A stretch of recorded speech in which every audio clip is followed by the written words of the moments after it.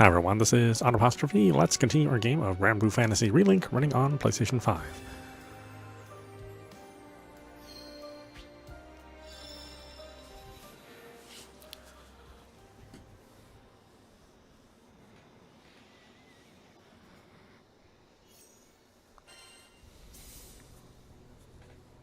Fantastic. Keep it up. Ooh, hang tight, treasure. Up his cup. He's like a whole new person when it comes to money. We're making good progress. We'll have this baby fully shimmering in no time. Oh, jeez. More undead? I had myself back at the mountain. Now or never! Lay it on him! Keep up the good work!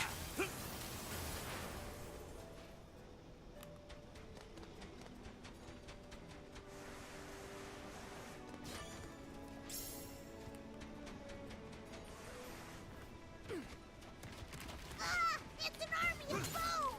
We're surrounded! If we use the terrain wisely, we can split them off into smaller groups. Justice never sleeps. Understood. Before valor, as they say. Want to get left behind? Can't keep up. I will love you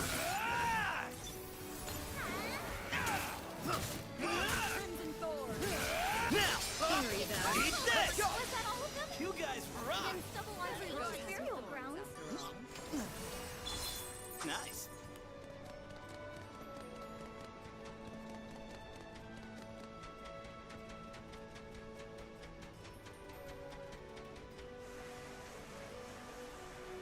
Did this used to be a tower? Probably. Judging from the look of these ruins, it collapsed in Hold on! Something's coming! What do you call the skeleton boss? The bonehead! Sword and go! Even the sweetest ruins. Thanks. Coming!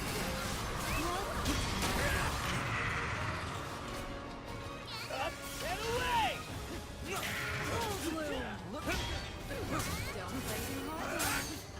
I need backup! You're all mine! This monster's a beaut! Let's take him down! Leap and reach!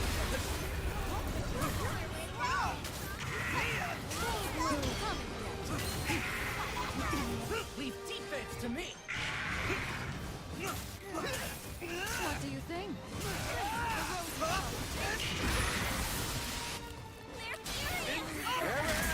You should never have messed with us! Go and bang down! What's that? I'll soften them up. Someone go!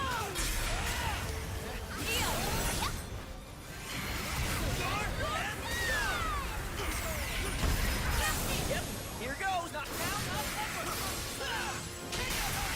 Shine is one! Absolute zero! You want fries? Movements aren't as sharp as before. Press the attack! I got an axe to grind with this one. No bones about it. No comment. Leap and reach! To my God. Just Reagan leg! What? Cover me! Perfect execution! Let's keep it up! These blooms bite back. Look at this! Door! Full bloom. Oh, they want to go, huh? Watch his movements carefully.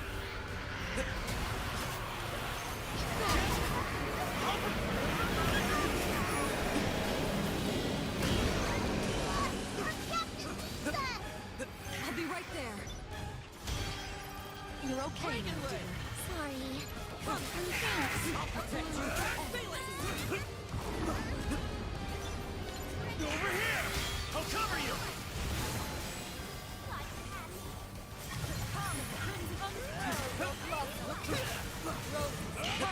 Now I'm ready for action! Right where I want it! No problem under my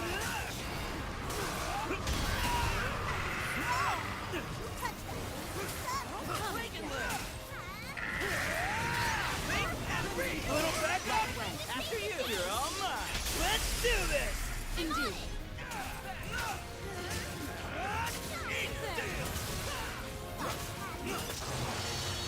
Ugh, that thing gave me the willies. Credit where credit's due. It was no lazy bone.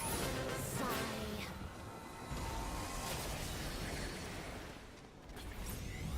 You done clearing out moops? And hightail it over to the key.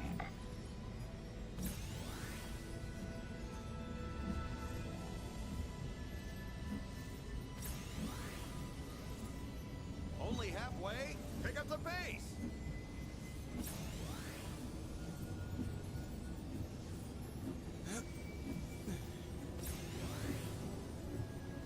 Almost there!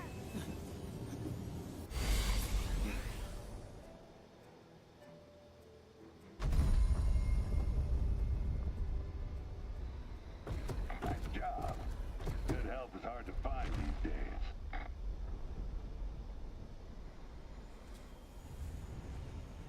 Now head back to the central ruins and grab the loot. I've got a date with that treasure chest. Now for the moment of truth. That catalyst better be there.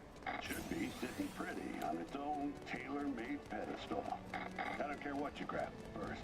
Just don't forget to bring us back our box of riches.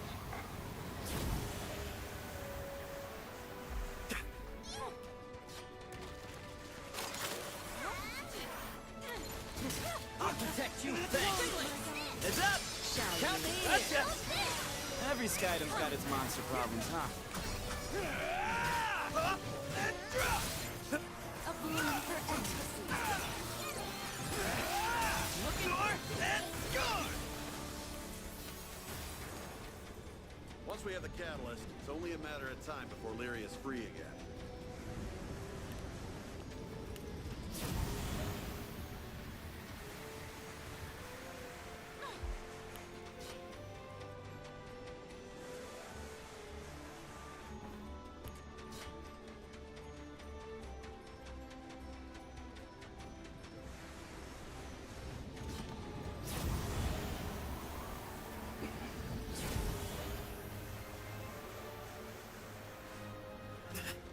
Disaster has a habit of...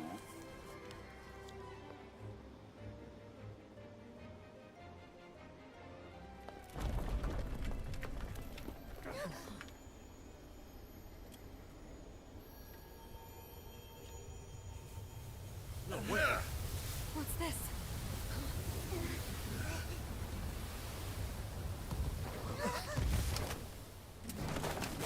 Oh no, the munchkins. Not these punks again. If you want a beating, we'll oblige. You took the words right from my mouth. Who said that? That stone is a captivating prize. Unfortunately, I can't allow you to claim it. Damn.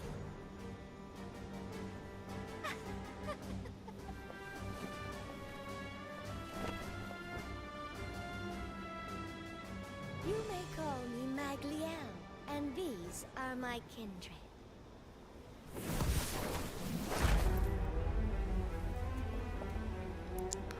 Quick, somebody get a bunch of candy bars. The sun That'll distract them.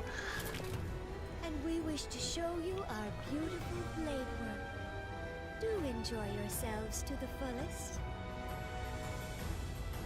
Teach them a lesson they shall never forget. With pleasure.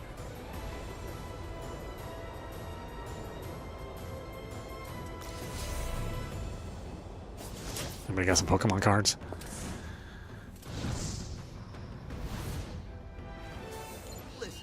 Seems kind of wrong for us big old bastard to be slapping these guys around, though.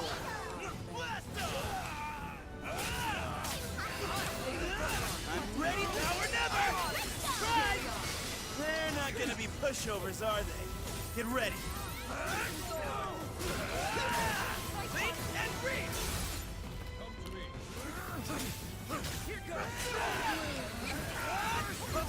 We must have taken out a whole platoon by now. Where are they coming from? It doesn't matter. We have to break through. Magliel didn't become an obvious general by being a pushover. He and her squad have tricks up their sleeves. Don't underestimate them. It's not over until I say it is. Fresh boots on the ground. You know the drill. Divide and conquer. It was great! Take it.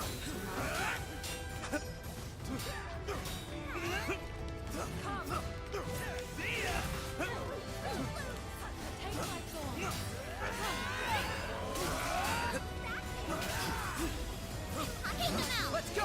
You've been waiting. Pick on somebody your own size.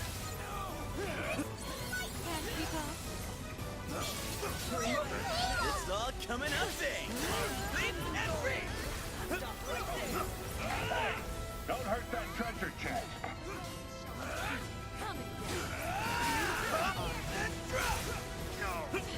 Take them down. You've earned your keep. I guess so. Even bigger spells!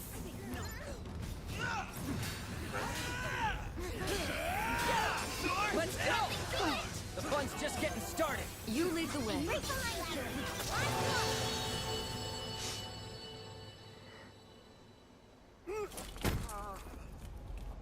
I have failed, my lady.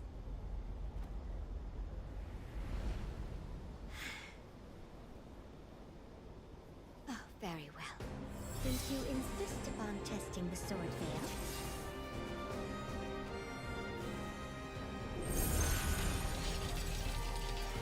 it's my honor to expose your secret.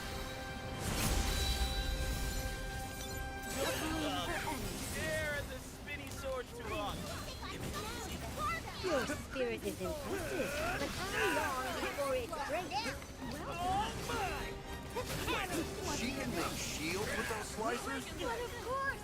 My blades hold infinite potential! It takes a true visionary to see that!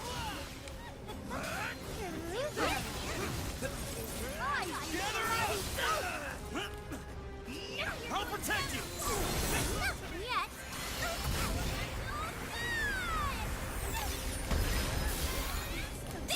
It's over. I'll soften them up. Captain, loud and clear. Shine as one! Ascension! Our muscles were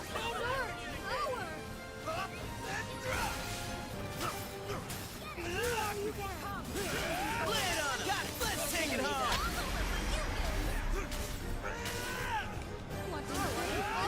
Leap and free. Up and away.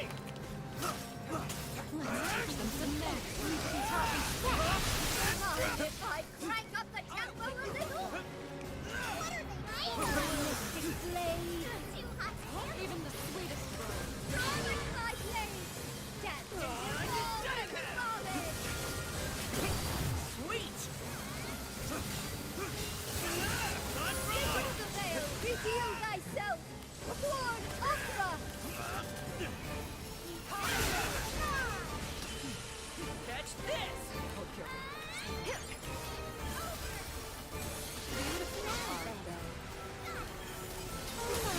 My hands here!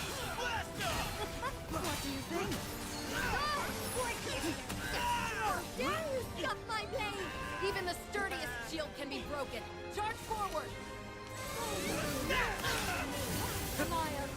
Things back in the game. The swords have shattered. It's now or never!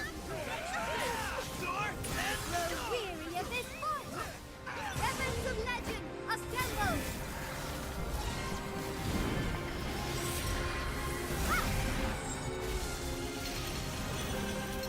To battle! Hammer of thunder! Mjolnir!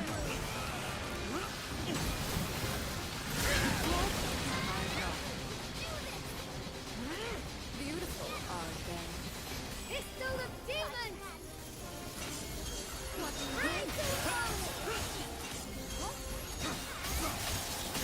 Wave of divinity! Adulcius!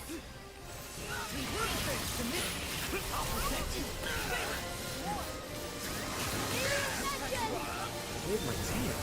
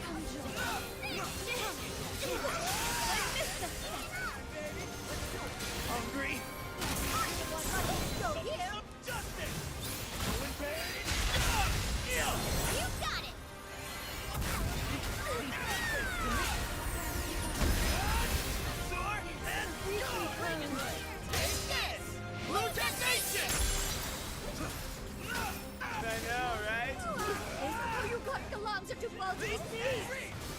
Up and away! Over here! I won't let them hurt you! Did you honestly think you were gonna stop us with a bunch of glorified needles? Failure will not be tolerated, as the primeval god is my witness. What do you think? Don't take my form. Gladium!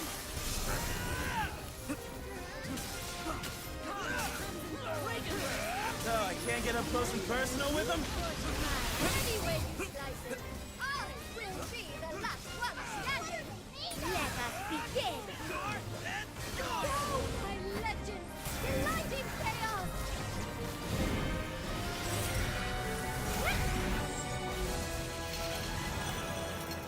Oh, come. Oh, God, Mallet, whose belly quakes with thunder. Smash them all!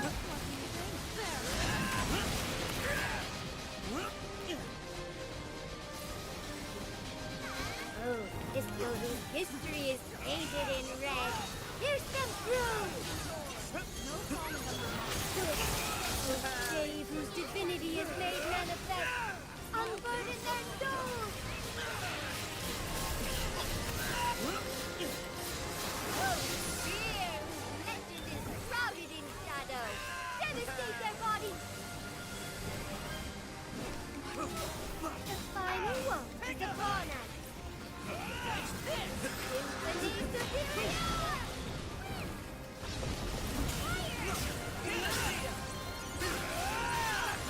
Hard enough, I took it out of its face!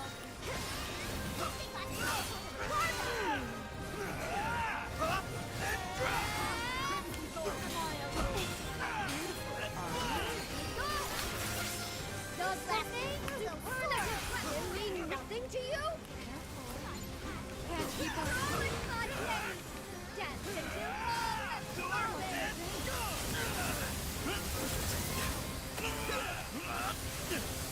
Sacred of the Veil, reveal thyself. Lord Ultra. Up and away! And is mine. I beg your pardon. Just shut it! This is a masterpiece like Evokers. Won't fall. Not now, not never!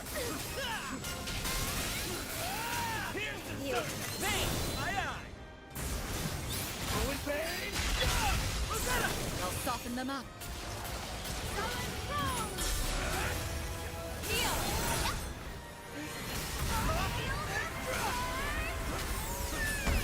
Shine as one! Gale burst! You haven't won yet! Does not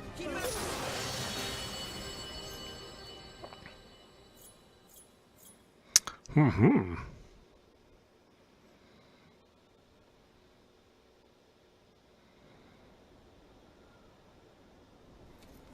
Well, I don't really feel good about that, though.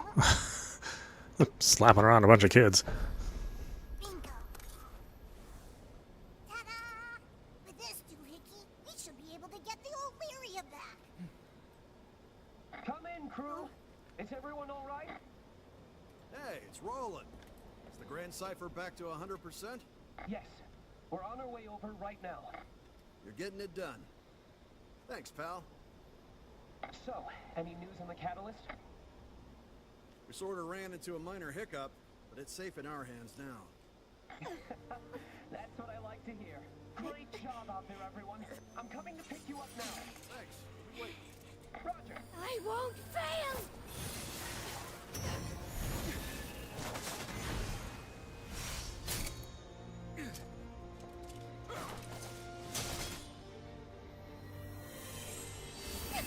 Everybody run!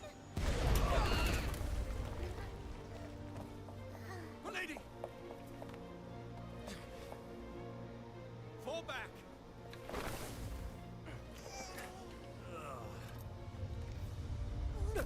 What is it this time? That doesn't look right from up here. Oh no. Listen to me. You all need to get out of it. Crap, move it! We gotta jump!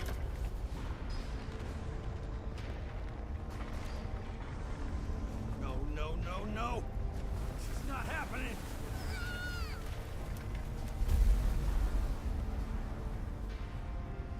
I don't know, it's such cool high fantasy stuff.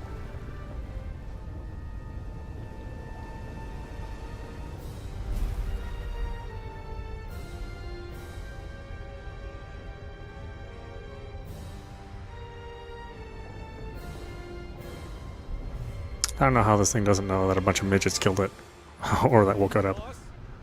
Feels like overkill for a glorified treasure warden.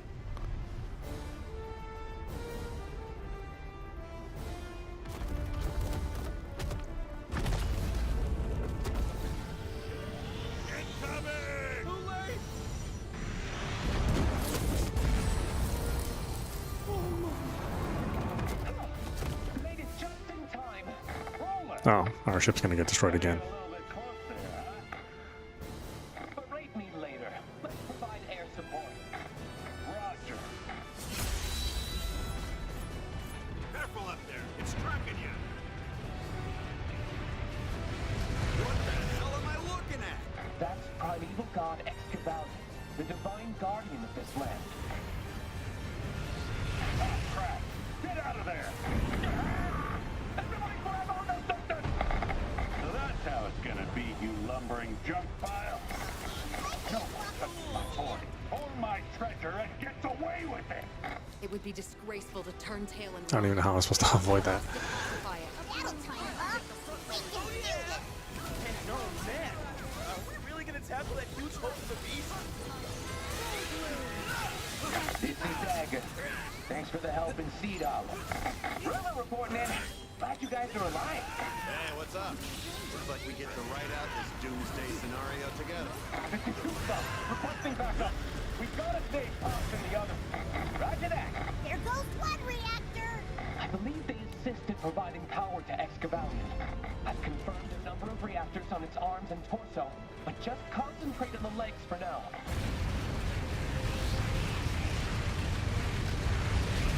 Ooh, hot stuff.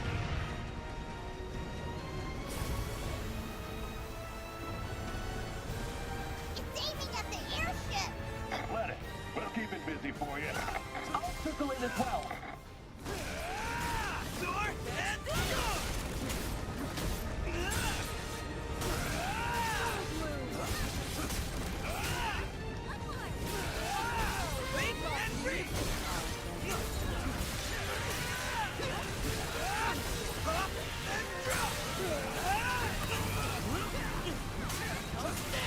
Two reactors out of commission. Didn't have any effect. Those reactors in its right leg. Amazing job, everyone. Now take out the left foot.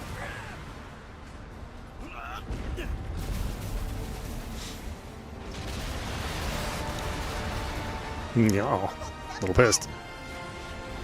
Ah, you know, I did knock a little bit on its very sensitive feet.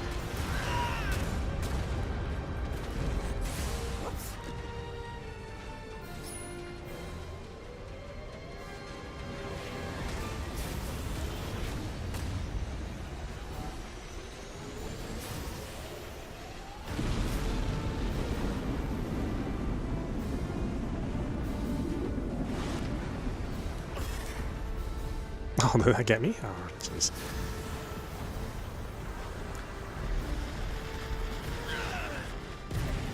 Can't touch it yet? Okay. I don't know when I can touch it.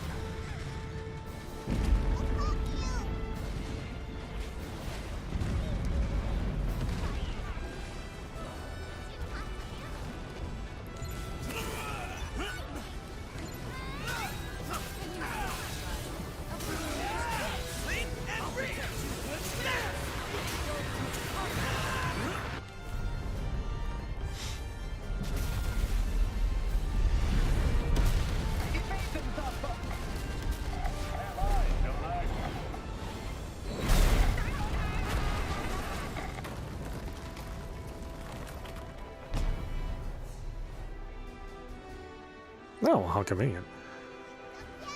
Got it. Our ship took a gun punch. We're not the fire now.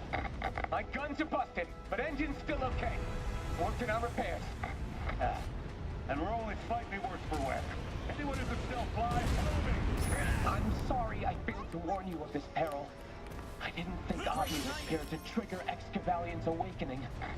Though, after Manic Armor, perhaps I should have. Are they intentionally generating disasters? Maybe. I mean, As a star, get away from there right now!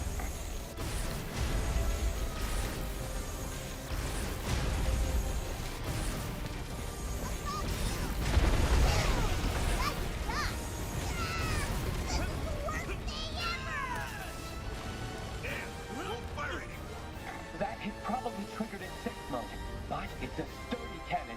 All it needs is some time to cool down. we can't take it. Calm down. Find a holding pattern and don't drop speed. Keep circling fast enough and that giant rock slug won't be able to catch you. Ah, sounds like they got it figured out up top. Now it's our job to do the legwork.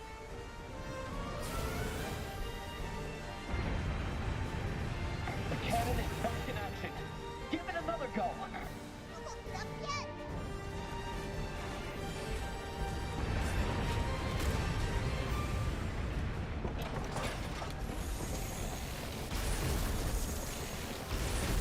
That rock has blasted the ground around his feet. Pull back, all of you.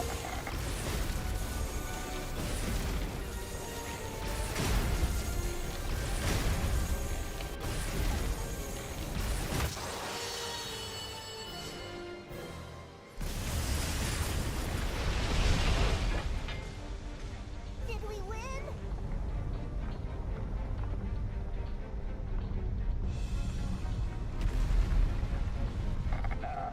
Just knocked it down on all fours.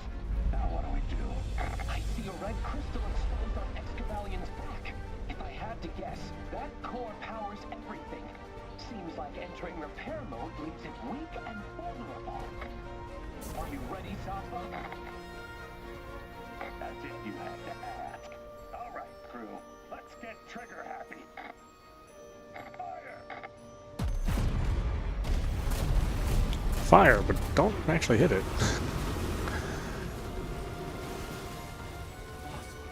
No hits confirmed. What the hell? Is that a barrier?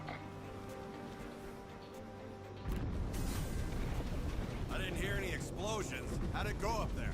Excavalian won't go without a fight. It's protecting itself with a sand barrier. Flawless defense. They don't call it the primeval god of fortification for nothing. Dude, why are you braving that thing? If we don't do something, it'll get back on its feet. I know. We can climb up its arms to get onto its back. And once we're up there, we'll have more options. Sounds like a plan to me. Come on. It's time to climb Mount Huntley. Hey, Zappa, since we're kind of in a deadlock right now, would this be a good time to rescue your men? I have visual confirmation. You're almost to the top. I think I see it. No, wait!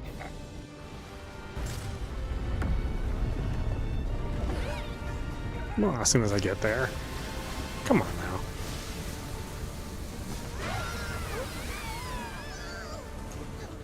Holy crap! How do we beat this thing? Oh, no way!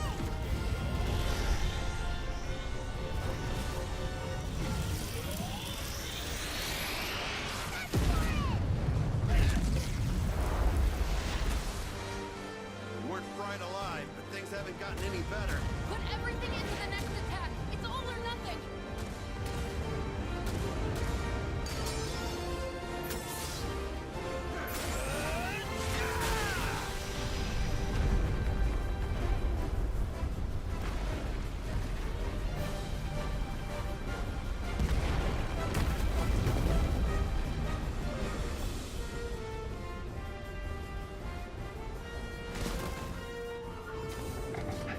Is everyone all right? Just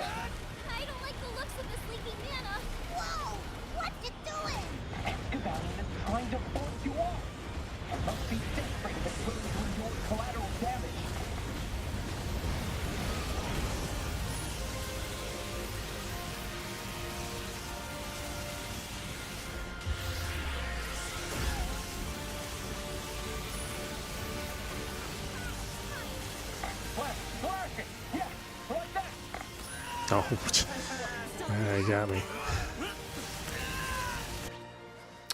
Okay.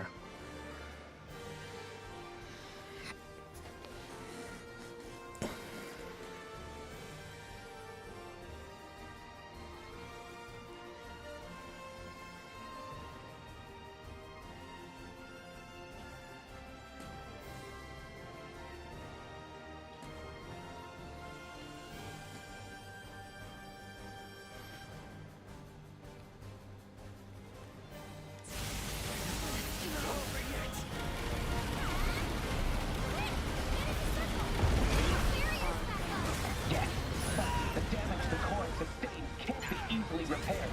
Restore the barrier when needed, and with enough damage to the core, Excavalion will crumble.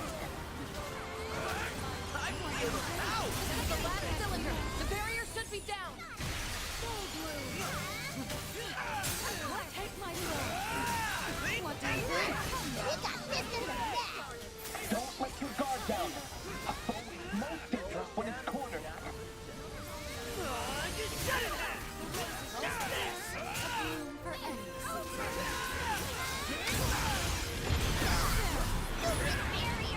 What a fearsome survival mechanism to regenerate its defenses in such a short time. But it can't raise them faster than we can knock them down. Focus on the glowing cylinder. The second one is down. Keep going.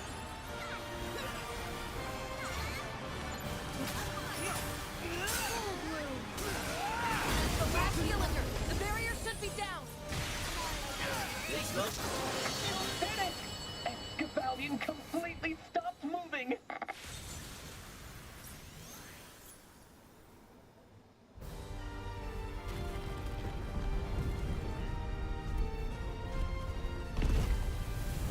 Oh, come on, boss. They knocked that sucker down. Mind blown. That's all I gotta say. See, this is why I do all the hiring. That crew packs a punch. Impressive, to say the least. Oh, so cool.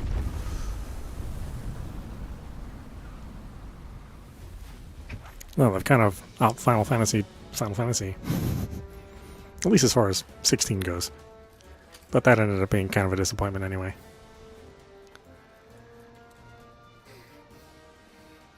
Can't walk anymore. Whew. Same. My dogs are barking.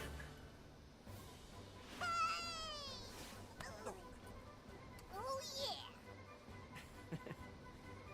I'm glad you're safe, Vern. And the catalyst? Do you still have it with you? Got it right here. Thank goodness. And all that's left is to rescue Lyria from Avia. Yeah. There's still one problem, though. How do we find Lyria when we don't even know where to look? I've got that covered. I discovered where the red ship is going. Whoa! Did you really? Uh-huh. I'm pretty sure I know why you discovered that. Calm down. And how. Eyes. Magma flows deep beneath the land. Not exactly what I'd call an ideal vacation spot. It almost sounds like a volcano. Why would they go there? I'll explain on the ship. Come, back to the Grand Cipher. Hey, folks. Sorry to butt in. Me and the boys are gonna park ourselves right here. If you come across any curios while you're out there, come see us again. Trade you some great items for them. Thanks, might take you up on it. Thanks. Might take you up on it. Fair prices and no hidden fees. Happy to do business with you. You folks are tough, but if you really need me, just call. I'll come around. In the meantime, try not to kick the bucket. Got it?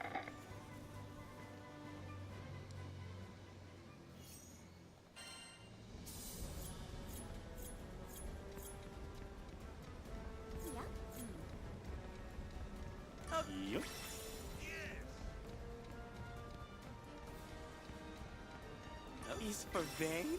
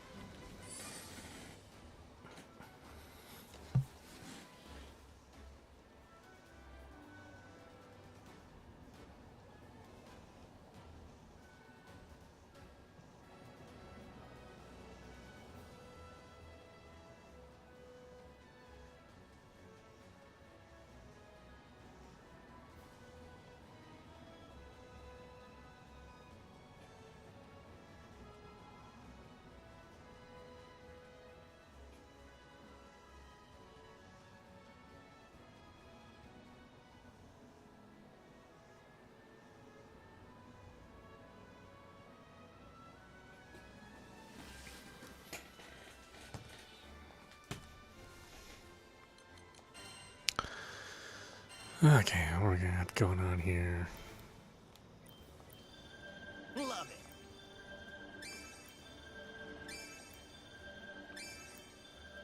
Nice. Not bad.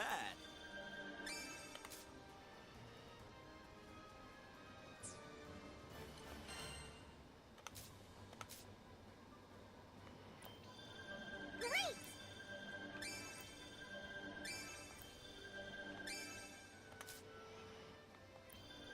Oh, fun!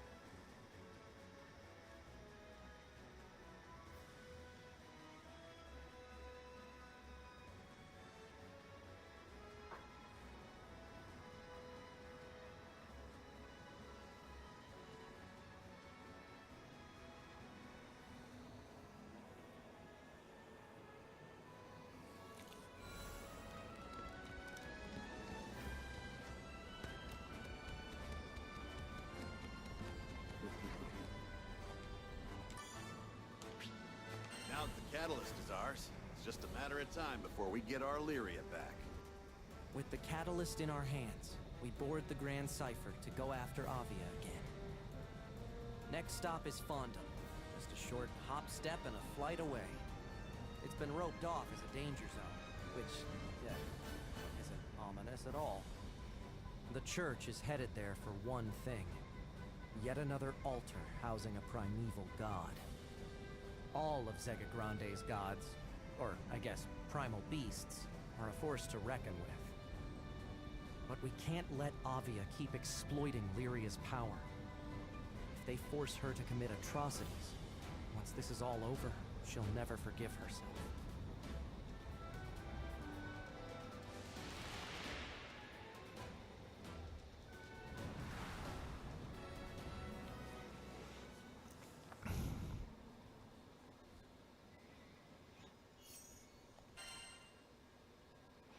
Chapter 7, Warning Signs.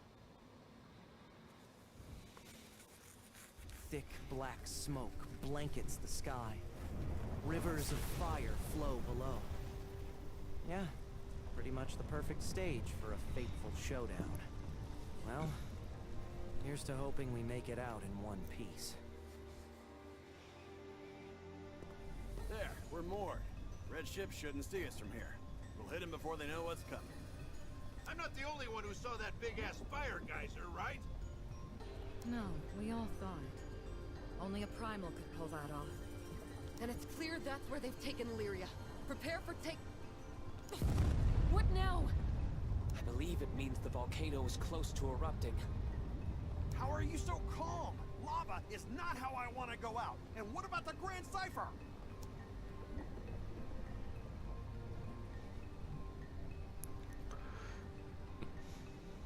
We have to get to Lyria. But we have to get to Lyria. You're preaching to the choir. Of course I want to go rescue her, but I just... I saw how they handled Excavalion. It could be my best bet going forward. But we'll be stranded here if we lose the ship. It would all be for nothing. All right. I'll take the helm and fly the ship to safety. Once the area stabilizes, I'll come back to pick you guys up. You all go on ahead.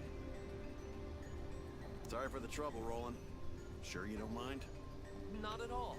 Besides, since when has Mr. Fix-It ever let you down? Yeah, damn schemer. Vern, do you mind showing me the catalyst? No. Right now? Sure. No problem.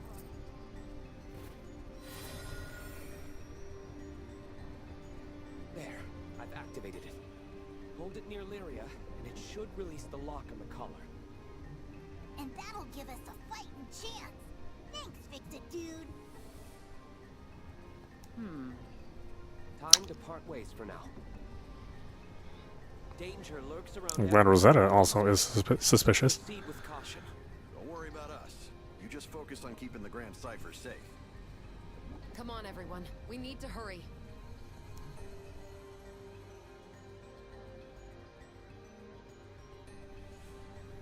I'm sorry, Skyfarers.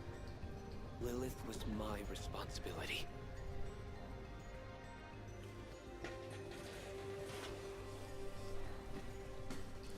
So hot. If Avi isn't keeping Lyria properly hydrated, I'm gonna have some strong words with them.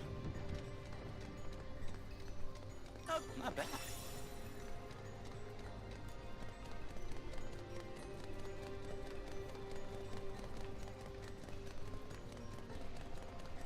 So that's magma, huh?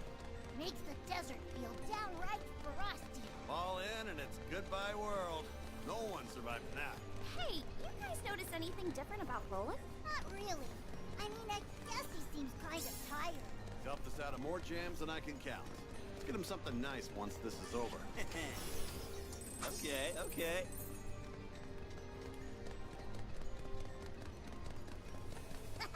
You guys smell treasure? Get in there and get those stones!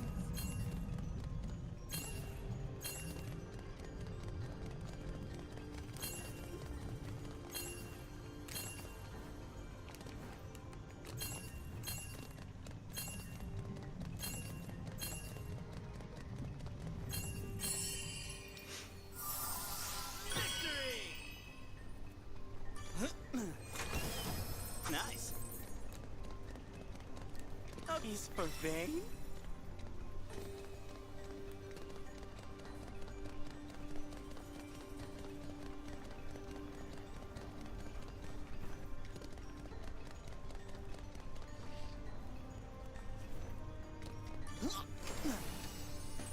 Okay, okay.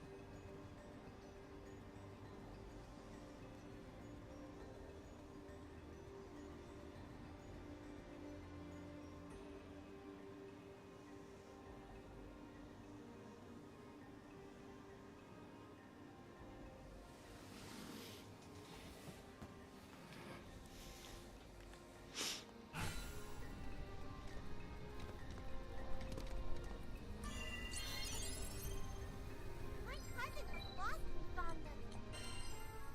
Now here's an offer you can't refuse. Fire shards. Got some goodies for ya. We have a wide selection of things. Sand, tomb resistance, firm stance, low resistance.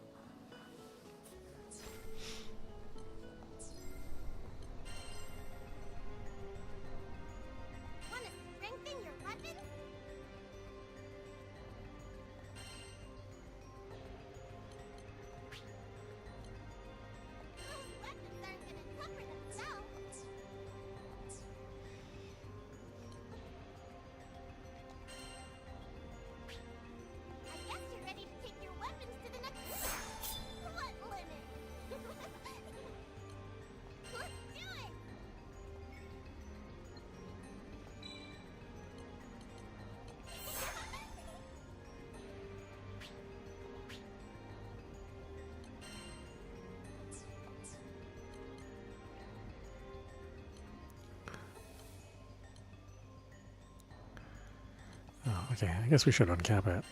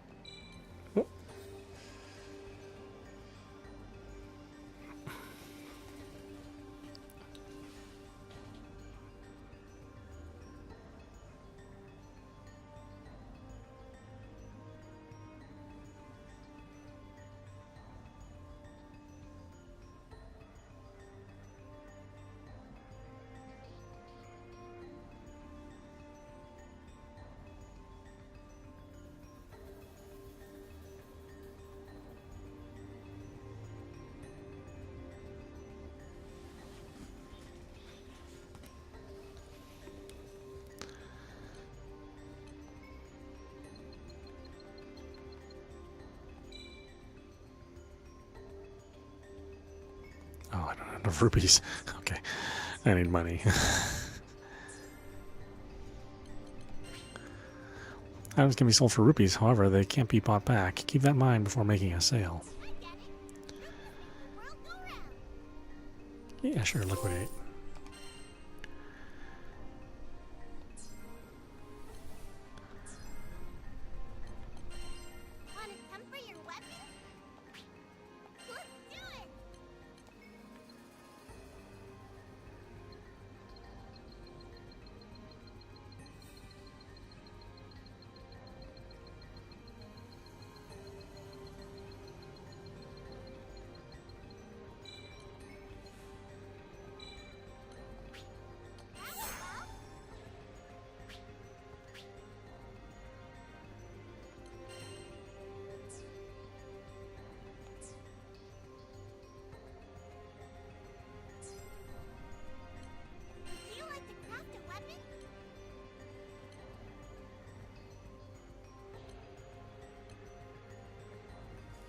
Where's the Durandal? Or the Zell?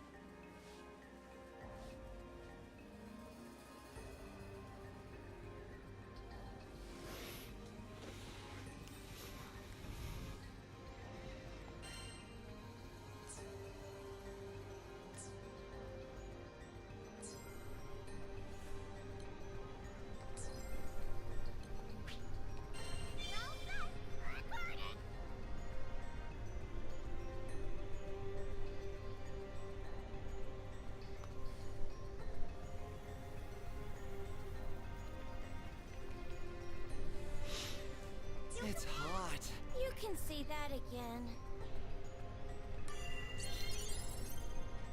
Thanks for waiting, everyone. Do come back.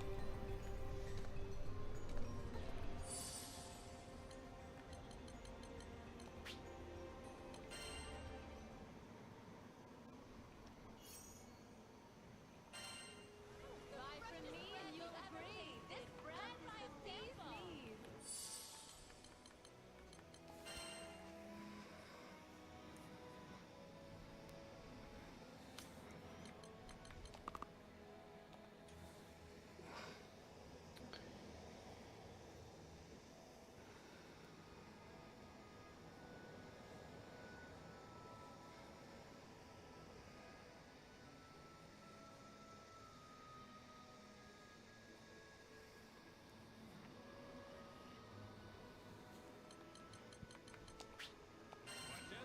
Excuse me.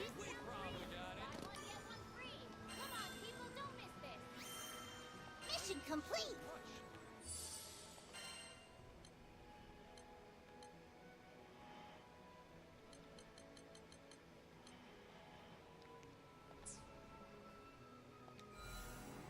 Fresh veggies for sale. Pumpkins as big as Buy you from know. me and you'll agree. This brand is the bee's knees. Lots of items. Hey, Take a Brent. look. What can I help you buy?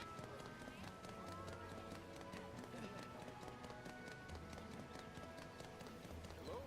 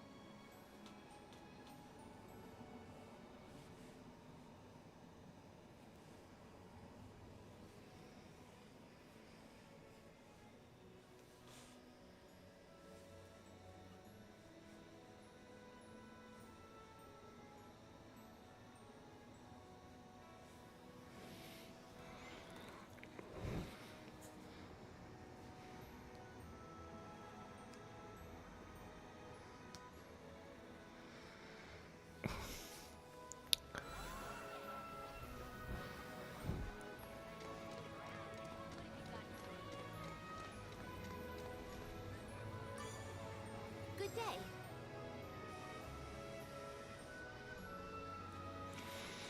Got some Fate episodes. Fate episodes are special character-specific stories. More episodes are unlocked as the game progresses and characters level up.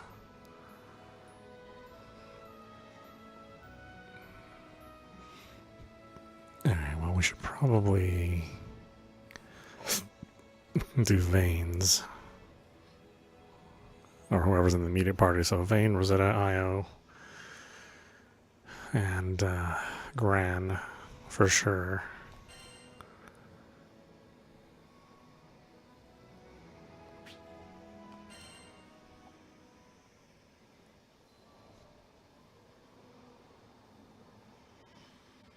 My dream is to become a hero. I know. Kind of stupid, right? I get that you can't just snap your fingers and poof, You're in a cape with your first initial plastered over your chest. But let's face it, the world we live in could really use some heroes. It's like every day I come across some new, sad story. Where's the harm in wishing for more sunshine? Anyway, I know heroes really do exist. I was saved by one. Well, saved might be an exaggeration, but I was a timid little squirt, and he was always there for me. He was just so darn cool. I wanted to be brave like him. I wanted to protect people like him. Eventually, my hero left our hometown to become a knight. If I was going to follow in his footsteps, then that meant I needed to take up the old helm and armor too. Wasn't sure if a weak crybaby like me would ever amount to much. But hey, whoever changed the future by getting hung up on the past? You probably already figured this out, but this hero I've been talking about? None other than my childhood friend, Lancey. And let me tell you, he's like something out of a fairy tale. Brave, smart, strong. Back in the day, all the grown-ups would call him a prodigy. If it wasn't for him, I might have never become the shining knight of Fiendrock that I am today. Man, I still have a long way to go. I won't stop until I'm the best me I could possibly be.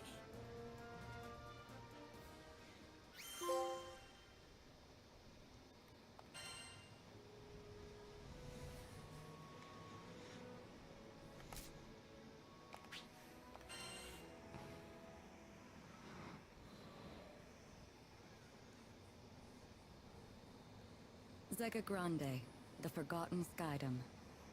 As I gazed into its perennial blue, I reflected on my last time here, during my travels with him. My memories of this place were distant, yet unforgettable. Have you been here before, Rosetta? Hmm? Perhaps I have. Who can say? Eventually, I'll share my tales of the captain's father and our journey together. When the time is right, of course. But first, I would need to sort through my own emotions. It was here in these skies that we would eventually part. I know. In the eyes of eternity, our time together lasted no longer than a blink. Yet his impact on me felt nothing short of eternal. Indeed, it wasn't nostalgia that I felt upon revisiting these skies. Rather, it was the significance of this place, and all that transpired here, that weighed heavily upon my heart.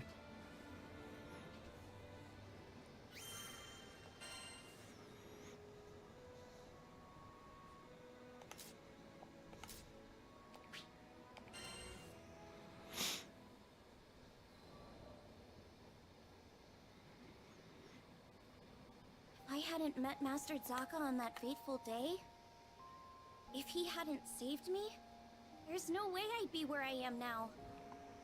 I'm from the Vault's Duchy, where the weather's sweltering all year long, thanks to a river of lava that flows through the island. My hometown might not have been the most scenic place, but as long as I had Master Zaka with me, I was happy. After traveling for so long, I could finally say that with pride. Before I left on my journey, I was completely clueless. When my master went missing, I just ran around like a chicken with its head cut off. I was looking for something, anything, that would help me find him. And that's when I met the crew. The reason behind his disappearance turned out to be even worse than I could have imagined. The Earthstate Empire had driven him out of his mind. They had manipulated him into awakening the primal beast that had lain dormant beneath the ground, Colossus. Fortunately, I was able to break through to him, thwarting the Empire's attempt to exploit Colossus's powers for conquest. I learned that they were doing all sorts of horrible things, even to their own people, in order to achieve their goals. My master was a kind person who never hesitated to help those in need. I resented the Empire for making him suffer. And I couldn't just sit around when there was work to be done. That's why I decided to join the crew. To stick it to those Empire jerks and give their victims something to smile about.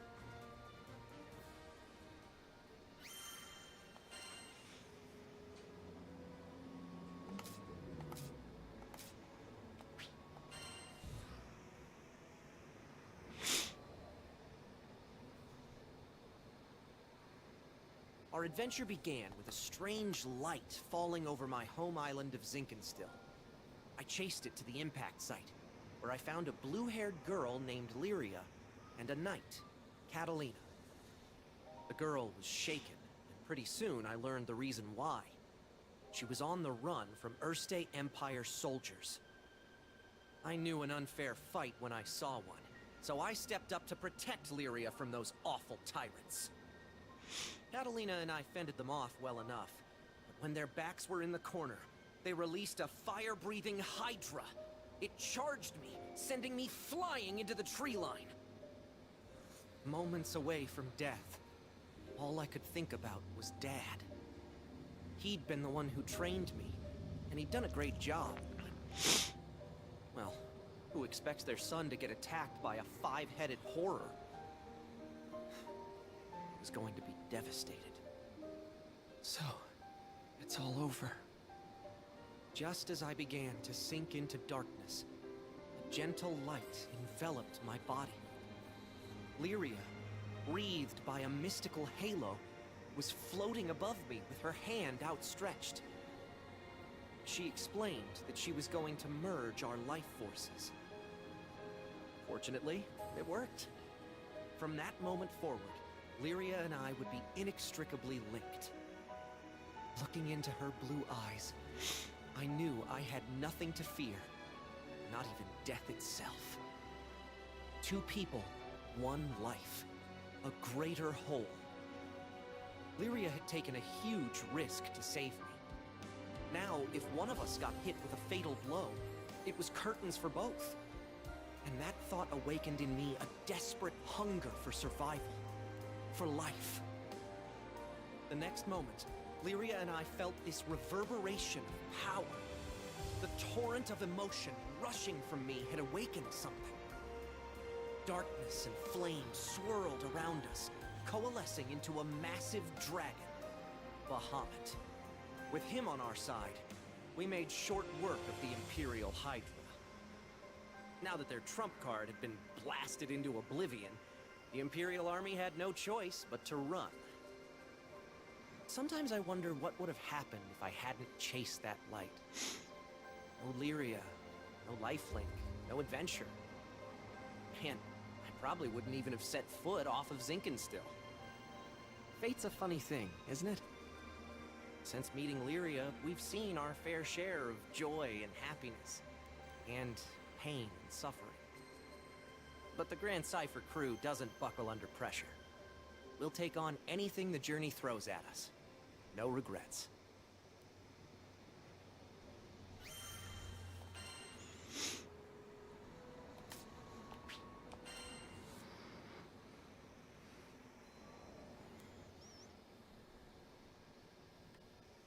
You think you know the sky and wind, but then you come to a foreign land, where unfamiliar songs on the air beckon you toward the unknown.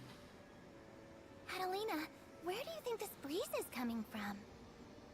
The wind rustled Lyria's hair affectionately as she spoke. From somewhere far, far away. Much time has passed since Lyria and I escaped from the Erste Empire, and met the captain in the woods of Zinkenstill. I found myself thankful that the sky has no limit, because no matter how many journeys I've made at her side, there will always be more to look forward to. Oh, wow. Hers was short. Everybody else was fairly long-winded.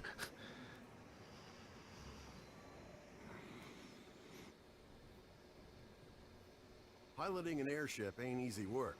But whether it's plotting a windward course or conducting some routine maintenance, you can always count on experience and intuition. Ha! Just a little further! Finally, the Grand Cypher broke through the nebulous shadows and turbulent winds of the Grim Basin, and to greet us on the other end was our reward, the brilliant clear blue. It was a panoramic azure, dappled by silver-white clouds and gleaming from the light of a new day. Always an exhilarating sight to behold. Judging by the cries of celebration starting to spread across the deck, I took it my crewmates would agree. Damn, who'd have ever thought a young dreamer from Port Breeze would make it all the way out to these skies? The Grand Cipher and I, we'd gone through thick and thin together. It's a long story, but it all started on that fateful day I met the captain. I haven't looked back since. Right then, landing maintenance. Fuel stores, full. Engine, all clear. We were ready to disembark into the unknown. What awaited us in the Zega Grande Skydom? As uneasy as I was, I couldn't help but feel a teensy bit giddy with excitement.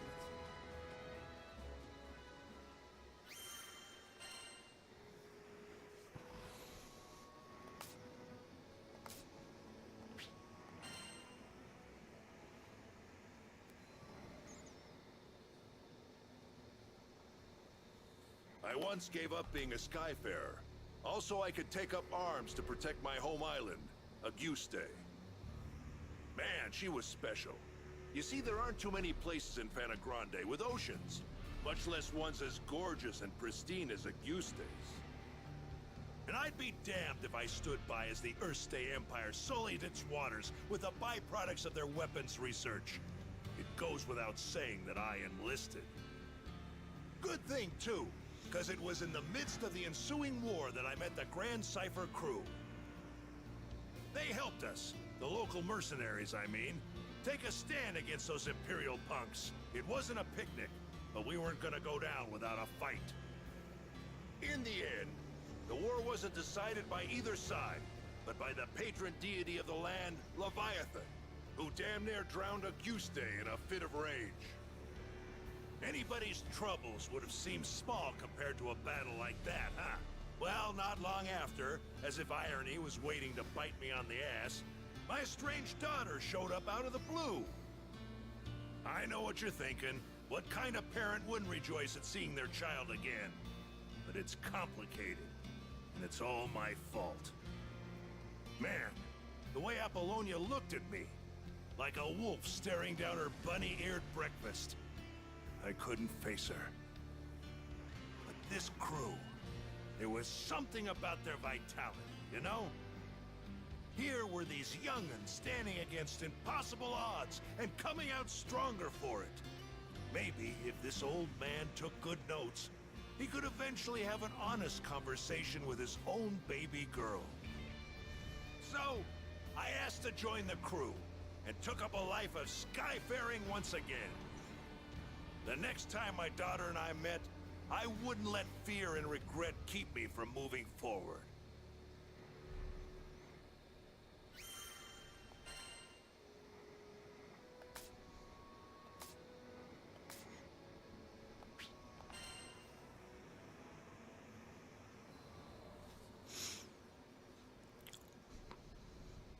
When people ask me why I joined the society, I always give them the same answers. To get my hands on sick weapons, because the work was fun, and because I like busting my butt and actually getting rewarded for it. Sure, the society talked a good game about spreading freedom and protecting the Sky Realm's peace, but it wasn't like I ever set out to be a hero. But hunting primal beasts with badass seal weapons? Sign me the hell up. Too bad there weren't enough weapons to go around. Only the best of the best become weapon contractors. Of course, I knew from the start I was contractor material. Wasn't long before I was making a pact with the Sphere of Arves. What a hot little number. Now, did I feel bad for those who didn't make the cut? Yeah, a little. But I earned my position, and no one was gonna take that away from me. It wasn't about becoming rich or famous. It was about proving my worth. I don't like being undersold or underrated, you know? Best part was, as a weapon contractor, I had dibs on the deadliest missions. And those were perfect for showing everyone what I was made of. And damn, did the society have its fair share of enemies. The worst of which was an evil coalition we simply called the Foe, who only seemed to care about sowing chaos. As soon as I became a contractor, I was thrown into battle with the Foe. Talk about out of the frying pan and into the fire. My orders were explicit. Eliminate on sight. There were some days when the bloodshed took its toll on me. But then I'd remind myself that these villains were out to wreck the skies. When I wasn't putting bad guys into the ground, I hunted primal beasts to gather their battle data. See, seal weapons aren't just good at taking down primals. They absorb their powers, too. That's what makes our vest so special. The more primals it crushes, the stronger it gets. Hold Imagine on a how minute. unstoppable I'll be once I supercharge this bad boy. So, to recap, my average work week looks like this. Slay foes and primals, get paid, then splurge all that cash on my days off. Look, if you're gonna work hard, you might as well play hard, right?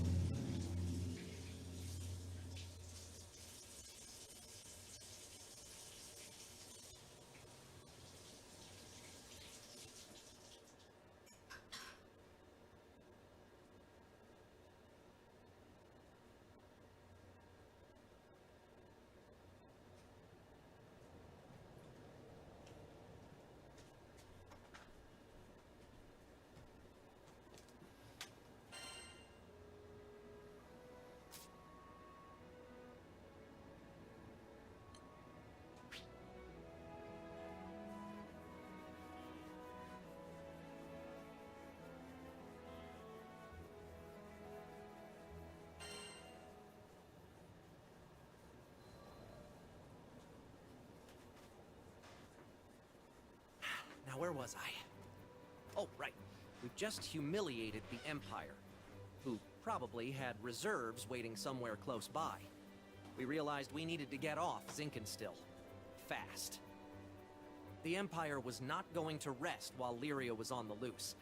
And I figured that since we shared a life force now and all, it was in everyone's best interests if we stayed together. Plus, I'd always wanted to explore the far reaches of the skies. Though, doing it on the run, not what I had in mind. There was so much to think about, so much to decide.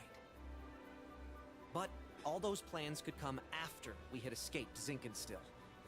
I didn't want a whole army, this time with, I don't know, 30 Hydras marching on my home island. And, well, I had another, more personal reason for wanting to leave. Before I knew it, our journey was at an end. The end. As in, we'd reached the end of the skies. My son, I'm waiting for you on Estalucia. I thought about Dad's letter. I missed him. When I was young, he would take me to the edge of the island, and we'd sit there, admiring the clouds. I wanted so badly to explore those skies, just like Dad. I had to see him again. And now, I wouldn't have to make that journey alone.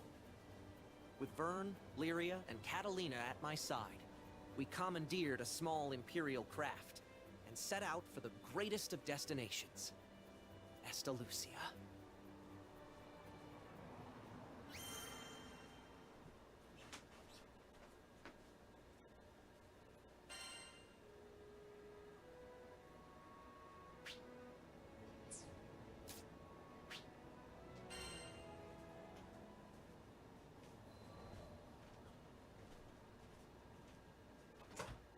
Lyria and I first crossed paths when I was still a knight of Erste, and she a tool in the Empire's mad experiments on dark essence. So you're Lyria. I was appointed to stay by her side as both captor and guardian. She reminded me of a beautifully crafted puppet, never moving or speaking unless commanded.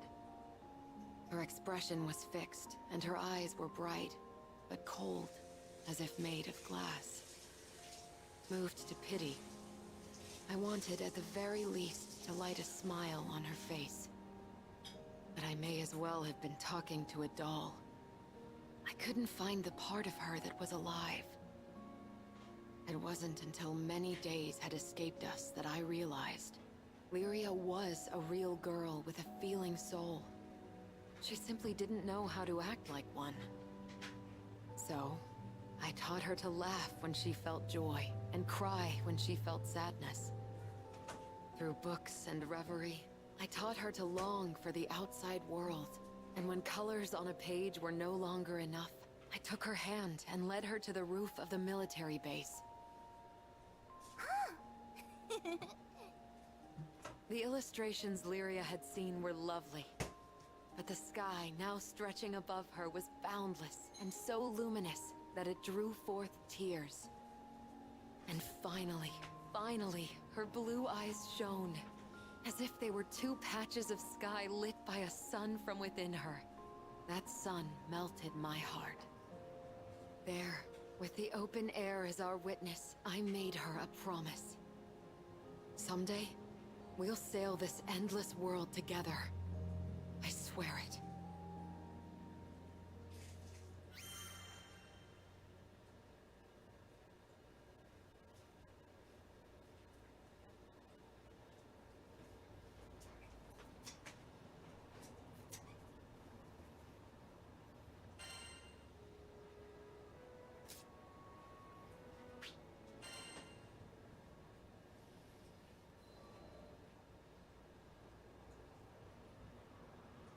Ah, the Grand Cipher.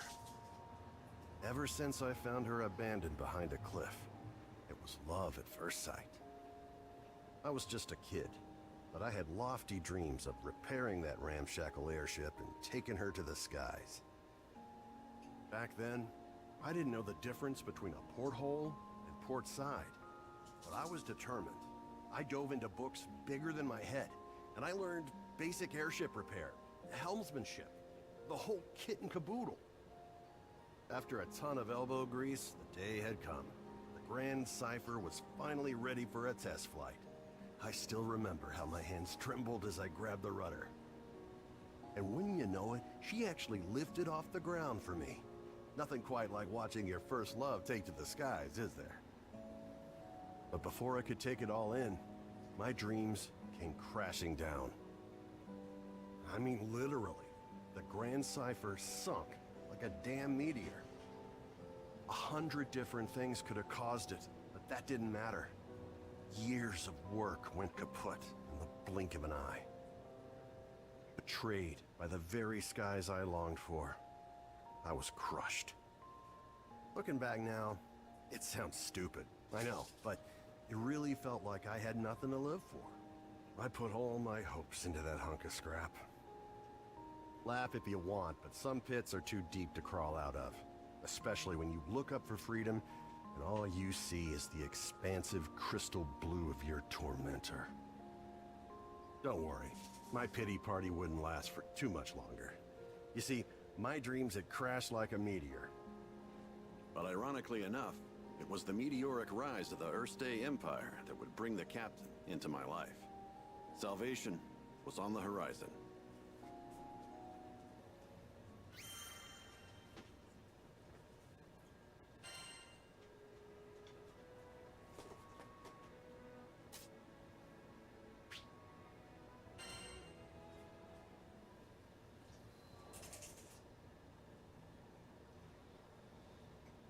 A few years before I met the crew, I lost my parents to an epidemic.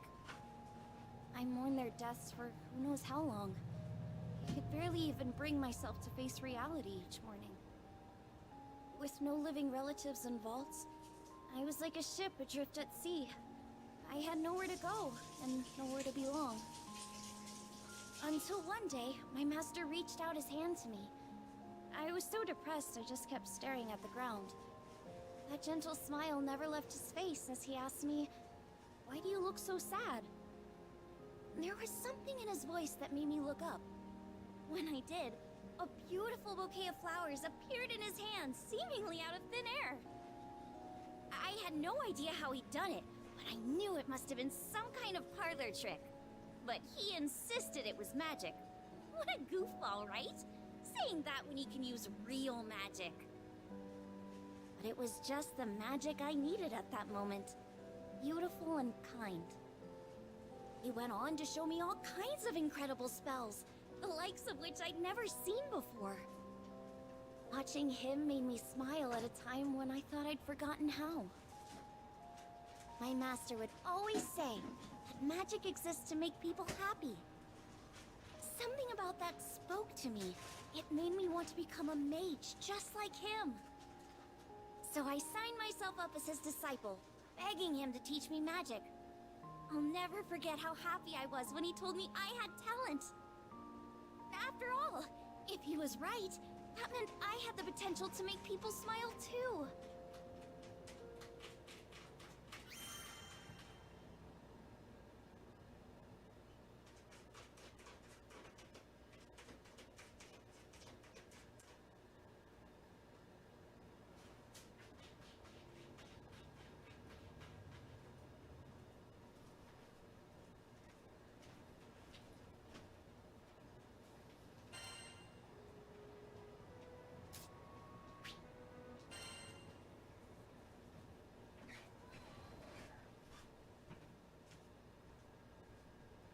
How'd me and my daughter end up estranged? Well, the first thing you need to know is that my wife was stricken by a terminal illness. I refused to listen to the doctors. Terminal my foot. Even if there was no cure in Auguste, surely there ought to have been something in other lands. And so, I left my family at home, crisscrossing the skies looking for a cure. Got into a lot of adventures along the way, and somehow ended up making a name for myself. But no matter how far and wide I traveled, the cure eluded me. And while I was away, my wife, she breathed her last.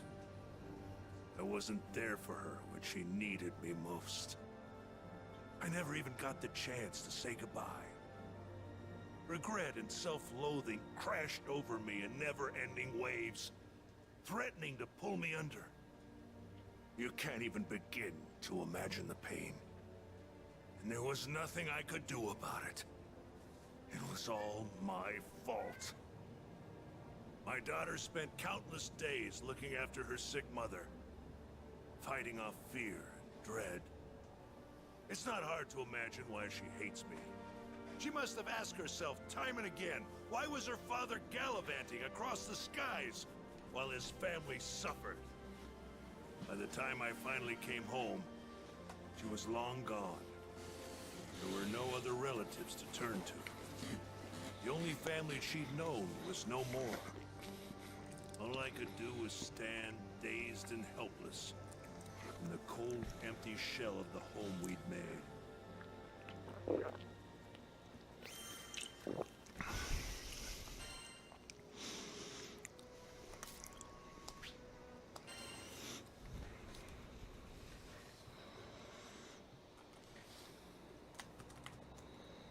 During the war, primal beasts were exploited by the Astrals as instruments of battle. Withered and faded, one primal would eventually drift to Lumassier Archipelago, making a home for herself. Over time, she grew accustomed to the comforts of its forests and the serenity they offered. It was a far cry from the brutalities of war. Centuries would pass until a young man stumbled upon her domain, forever altering the course of her life. She engaged him in a vicious battle, but was ultimately humbled in defeat. Accepting her fate, she resigned herself to death. However, the man would sheath his blade and, to her surprise, asked if she would join him on a journey across the skies. A primal beast was supposedly no more than an astral weapon. Beings born to be controlled, manipulated, and ill-used since time immemorial. She had never entertained the idea of something more. In fact, she hardly had a name for herself. Well, she did have a moniker, but it was a meaningless one, whose sole purpose was to identify her as a weapon. Perhaps out of pity, perhaps out of kindness, the man bestowed upon her a new name. It was from that moment she would truly blossom. Rosetta. It was his gift to her, one she would treasure and love for eternity.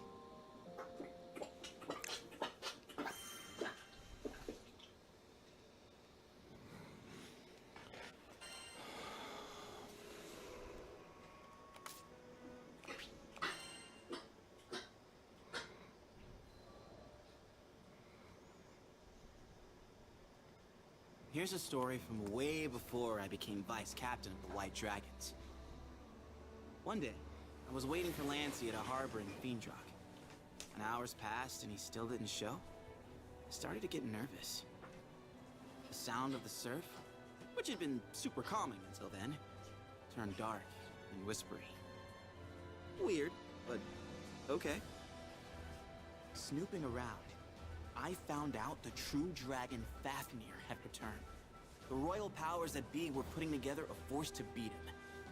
And of course, the person leading it was the captain of the White Dragons, Nancy. My best friend was about to march into the jaws of a literal fire-breathing lizard. And he was gonna do it without me. I couldn't let that happen. In a panic, I started back for the capital. So there I was, rushing along, worried half out of my mind, when I met the Grand Cypher's captain for the first time. Apparently, the crew was also headed for the capital of Fiendrock, so I told him to stick with me. The more the merrier, right?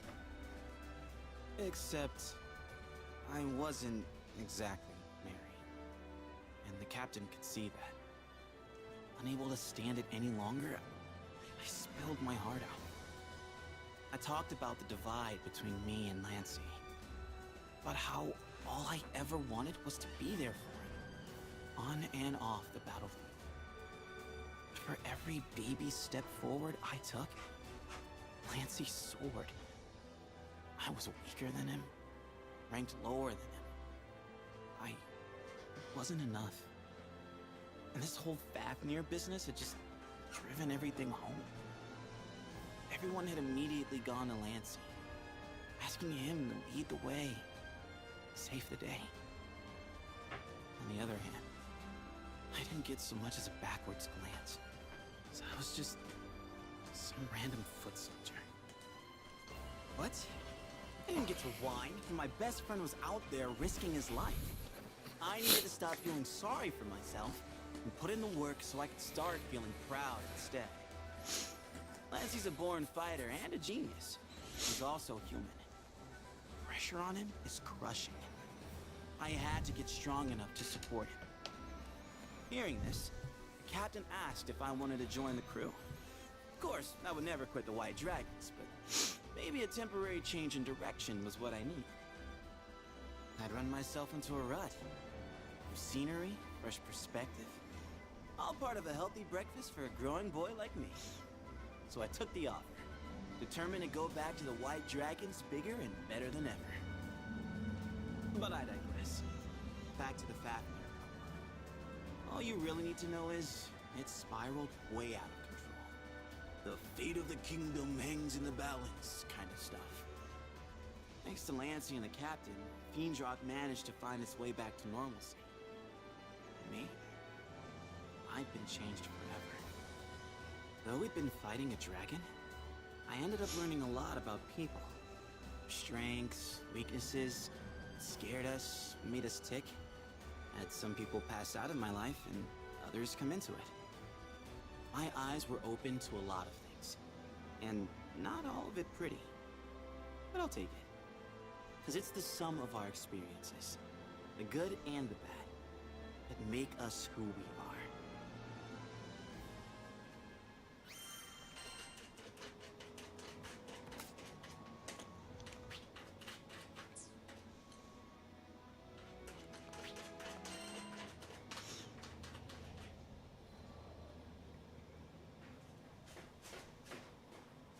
Before I joined the society, I used to lead a group of knights.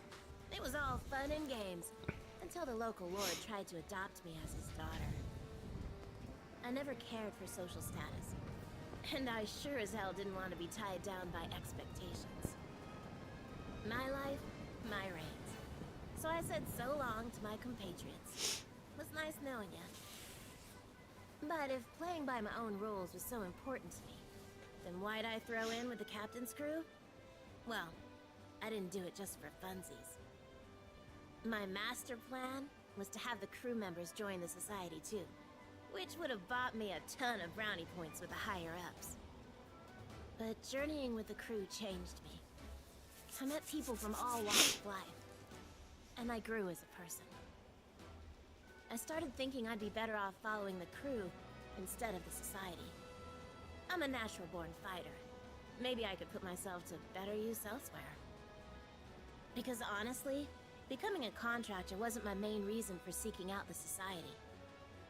In the end, I just figured they were the organization that offered me the most freedom.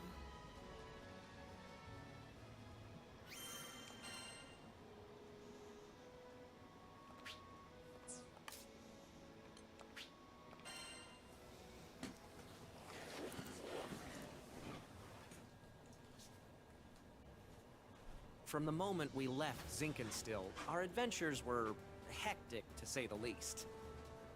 Catalina, who claimed to be an experienced pilot, crashed our small vessel onto the gusty fields of Port Breeze. But we quickly pulled ourselves together and found a new ally, and helmsman, in the form of Rack. Since then, we gained more and more allies, and no matter what obstacle we faced, the crew always worked in tandem to find a solution. It's all thanks to their support that I've made it this far. And what a wild ride it's been. To think I had never even set foot off of Zinkenstill. But now, I can't even count the number of islands we've saved, let alone visited. Sure, being a roving band of heroes is difficult, but it's got its perks. New faces, new places, and a whole airship's worth of fun. Who could pass this life up? Anyway, we've just begun the next chapter of our adventure. We discovered another piece of the sky map, which led us to Zega Grande. Yeah, a whole new skydom. Just imagine the danger, the promise. But I knew it was going to be fine. Just another set of memories to add to our ever-growing collection. I hope you're ready, Zega Grande, because here we come.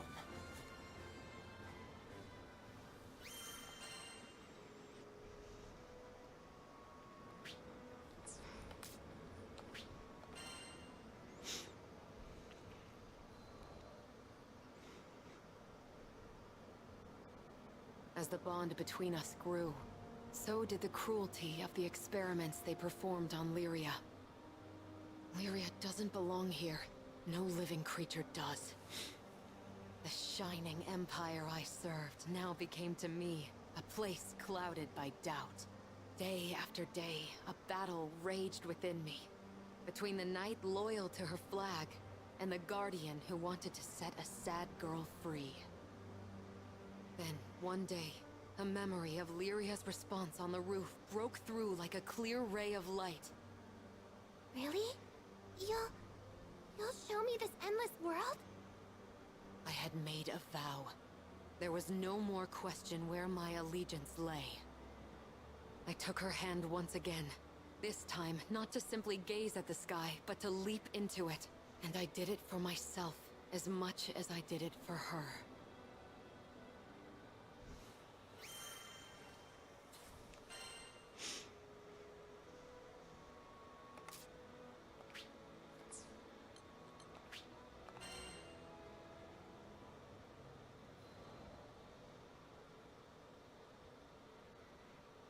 Just as I'd given up on flying, the Earthstay Empire had arrived in Port Breeze, and they were hell-bent on exploiting our local protector, the primal beast of wind, Tiamat. Their twisted machinations caused her to go on a rampage. Port Breeze was in peril. Fortunately, we had an ace up our sleeve. Lyria. Thing is, Lyria needed to get close to Tiamat, which meant we had to go up. And to go up, we needed to fly. Thought I'd already closed that chapter of my life when the skies betrayed me, but lives were on the line. Quick, get on the Grand Cipher! I don't know what got into me. She fell once before. Hell, I knew she might fall again. Nothing like a healthy fear of death to keep you grounded, eh? But the people of Port Breeze, and my new crewmates, had entrusted their fates to my piloting skills. My own fear was insignificant. All I needed to do was trust myself too. It's a damn shame it took me this long. But I'm back now, and ready to face the skies if you'll have me. As the Grand Cipher's engine purred to life, I knew I would no longer be encumbered by fear. I gripped the mast with pride as I set our course directly above to the rampaging Tiamat. Lyria quelled the primal beast, and catastrophe had been averted. Not to mention, I could finally dream again. Ever since that day, I've been the helmsman for the Grand Cipher and its crew. It's been one hell of a ride. I've since formed a pact with good old Tiamat and made amends with the shipwright Primal who built the Grand Cipher, Noah. So, Zeka Grande Skydom might be uncharted territory, but my role remains the same. See our crew arrive safely, no matter the destination. And that includes Estalucia. Some folks might call reaching the end of the skies an impossible dream, but I ain't too worried. With the Grand Cipher as our wings, anything's possible.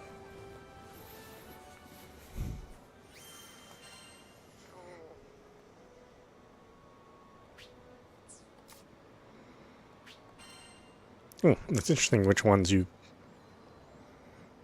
can and can't see. The episodes don't release all at once. One day, shortly after I joined the crew, I suddenly lost the ability to use magic. No matter how many times I tried casting a spell, nothing happened. I had no clue what to do. The rest of the crew thought Master Zaka might have the answers I needed, so we set sail for Vaults. It'd been forever since I'd been back home. My master was thrilled to see how much I'd grown. I opened my mouth to ask him about my problem, but when I saw how happy he looked, I just couldn't bring myself to do it. I promised him that I'd come back as a great mage, but there I was, unable to cast even a single spell. The last thing I wanted was for him to be disappointed in me.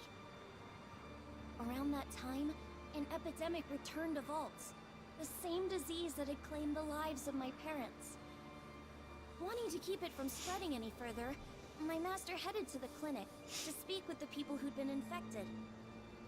But he ended up getting sick too. The source of the epidemic turned out to be an evil spirit that revealed itself to us right there in the clinic. I immediately confronted it. That rotten creature had already taken my parents from me. I wasn't gonna let it take anyone else. Determined to make it pay, I raised my staff, but nothing happened. I'll never forget how it felt to watch, helplessly, as my parents' killer got away. The crew gave chase, but I continued to stand where I was. Without my magic, I didn't see the point. I just ended up getting in the way. All I could do was watch as my master suffered, withering away. Nothing had changed since the last time. But you know, it wasn't all bad. In search of a solution to my magic loss at the local library, I happened to come across a beautiful golden staff. One left to me by my mother. That's when Master Zaka revealed that my mother had been a mage too. On the verge of tears, I clenched my staff tightly in frustration. My beloved home and master were being threatened by a disease-spreading spirit, and there was nothing I could do to stop it. Just as I began feeling completely hopeless, the staff began to glow. Somehow I could feel it encouraging me, empowering me. So what if I couldn't use magic? Surely there were other ways to help me. Unable to stand around doing nothing any longer, I ran off to find the crew. When I finally tracked them down, they'd already been rendered powerless by the disease. That left me as the only person who could fight. There wasn't a second to lose. It was that moment when I decided I was done running away. I'd promised myself a long time ago that I was going to use my magic to make people happy. Filled with newfound resolve, I heard a voice coming from the staff. Huh? Is that you? The voice told me to visualize the power flowing through me. As I did, I could feel magic welling up inside me, flooding out from deep within. With my mom's help, I was able to defeat the evil spirits. As soon as it was gone, light erupted from my staff. I turned to see the rest of the crew climbing to their feet, their symptoms gone. The power spread through the entire island of Valsteci, eliminating the disease and bringing smiles back to the people. Things were a little touch and go there for a while, but in the end, everyone pulled through. And I've been able to use my magic without any issue ever since.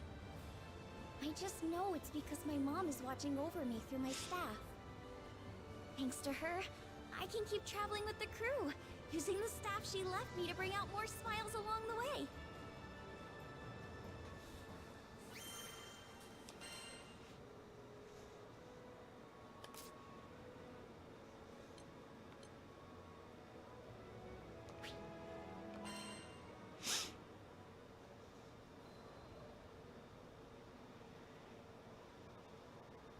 After that, 15 years passed. I met the captain, and through my travels with the crew, reunited with my daughter.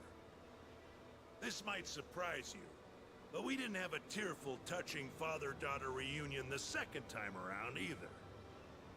I spent so long telling myself that the next time we met, I'd face up to my past.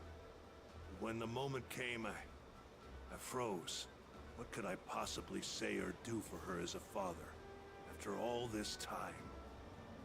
Any courage I'd mustered withered in the face of her scorn, and I was left standing there, feeling like an old bastard.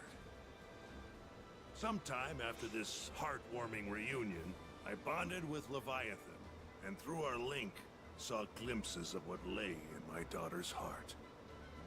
I thought I had escaped all those painful memories. But here they were. In that world created by the pact with Leviathan, my wife was still alive. I saw how things might have been if I had done things differently.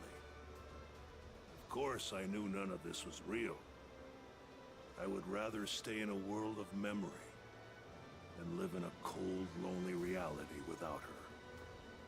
She wasn't having any of that. She said I couldn't sacrifice my future to dwell in the past. She made me promise to fix things between myself and our daughter. Said she'd boot me out of the ocean if I came back without completing my task. Her words finally gave me the push I needed to face my past and start on the path to a brighter future. They gave me the strength to fight for my daughter in her hour of need. And I'd like to think that I finally did something fatherly, if only just the once. Of course, I don't expect our relationship to be mended with one conversation or act of bravery. But little by little, I think we're getting there.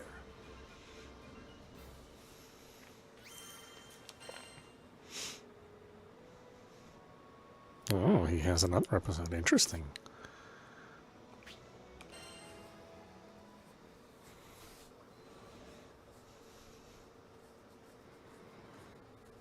With every union comes an inevitable separation.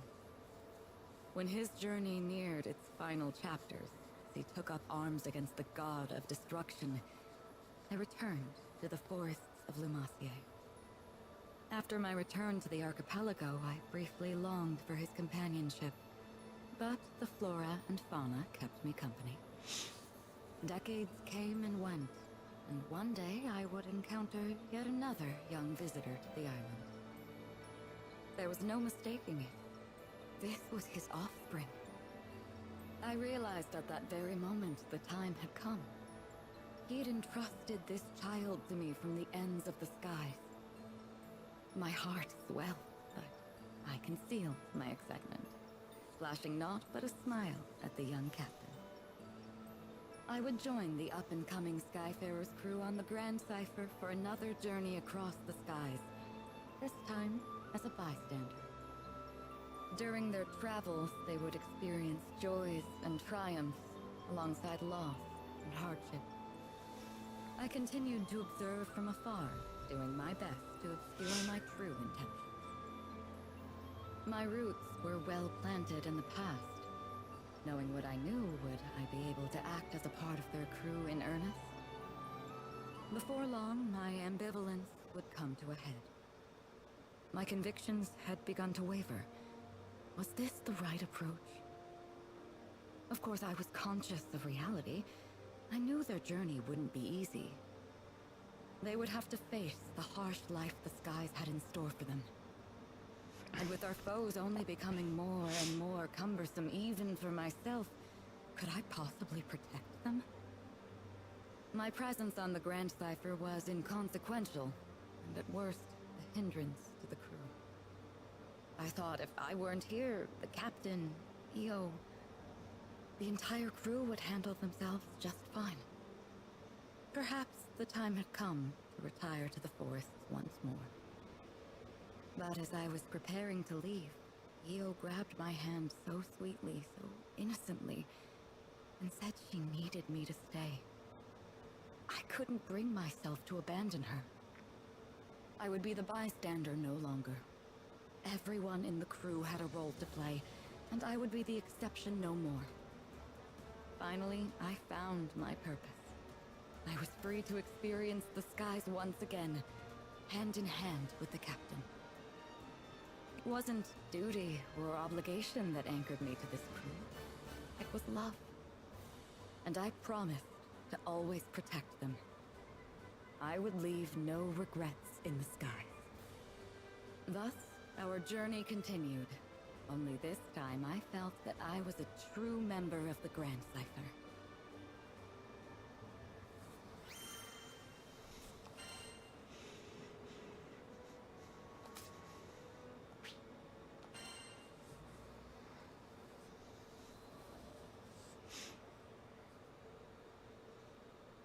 Fast forward in time, and bam! Your boy Vane's vice captain of the White Dragons. Took big dreaming, a lot of hard work, and a hefty helping of best friend anxiety, but I got there. Now, don't get me wrong, rank, titles, all that stuff's just words, you know? What kid doesn't like getting a gold star? And this was a big, shiny gold star that said, "Congratulations, you're on your way to becoming a hero." Plus, now I got to be part of all the important security meetings. If Lancey needed help, I'd be the first to know. For once, I was feeling pretty confident in myself. Vice captains have it tough, but I was more than happy to do the work. It wasn't all smooth sailing, though. After a few months, some nasty rumors began circulating through the barracks. People were saying I got my job through nepotism, just because I was friends with Lancey. It was kind of a dark time. I've been trying to come up with things that I accomplished when I realized there were none. At least, nothing that I'd accomplished on my own. This whole time, I'd just been riding on other people's coattails. The captain, as always, lent me a shoulder to cry on, and we agreed to meet up again in a few days. But when the time came, two, burlier figures were standing beside the captain, Siegfried and Percival. They were there to spar with me and judge, once and for all, if I deserved to be vice captain of the White Dragons. I definitely teared up a little. These were two of the people I looked up to most in the world. They could take whatever I threw at them. My hopes, my insecurities, the lessons I learned.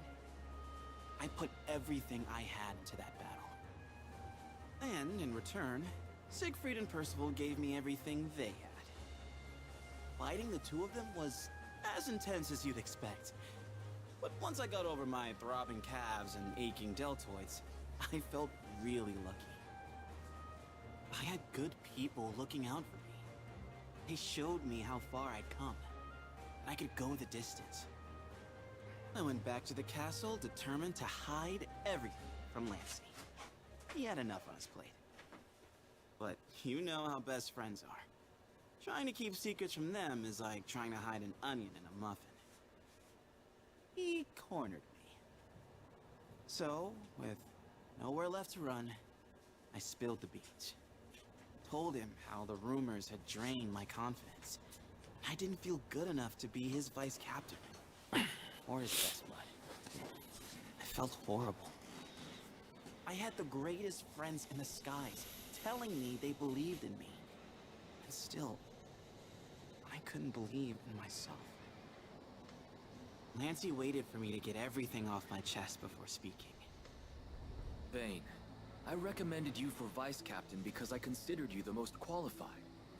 The motion passed because the king and the white dragons felt the same way. And just like that, a weight was lifted. Seems like all I really needed was to know my best friend trusted me. And now that we re-established this trust, there was only one thing left to do. Beat each other silly. We snuck out to the training grounds in the middle of the night and sparred until our legs gave out. Then, we lay spread eagle on the ground, looking up at the stars. Those little twinkling dots are so inspiring. They're out there, a gabillion miles away. But still, their light manages to reach us. My dream of becoming a hero might be far off. But if the stars can make the trip, so can I.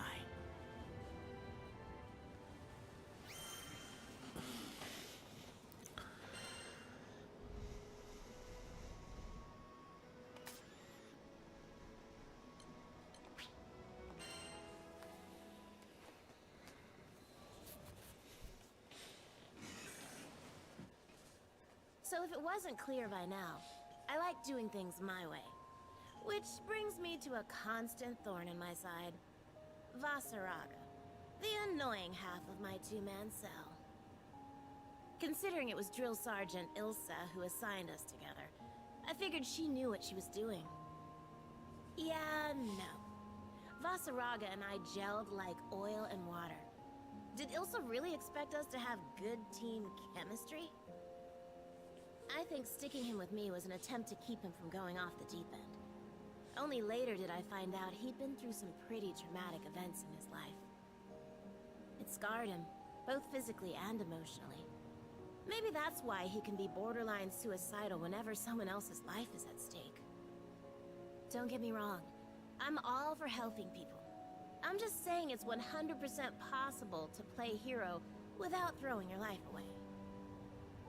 I remember this one time when we got trapped in a life-or-death situation because of his screw-up.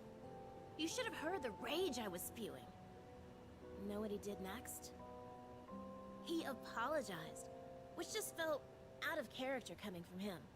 Like, even though it was your fault we're in this mess, don't just throw in the towel, man. Ugh, it was so frustrating.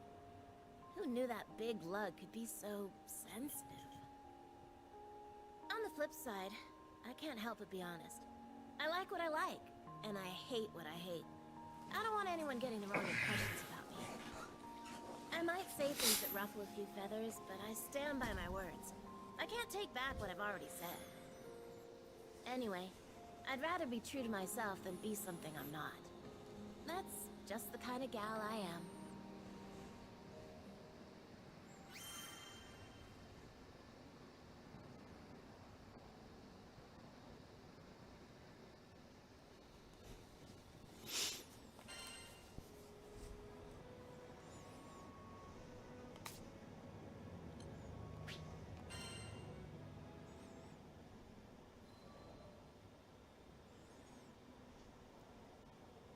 Skyfarers, we need your aid!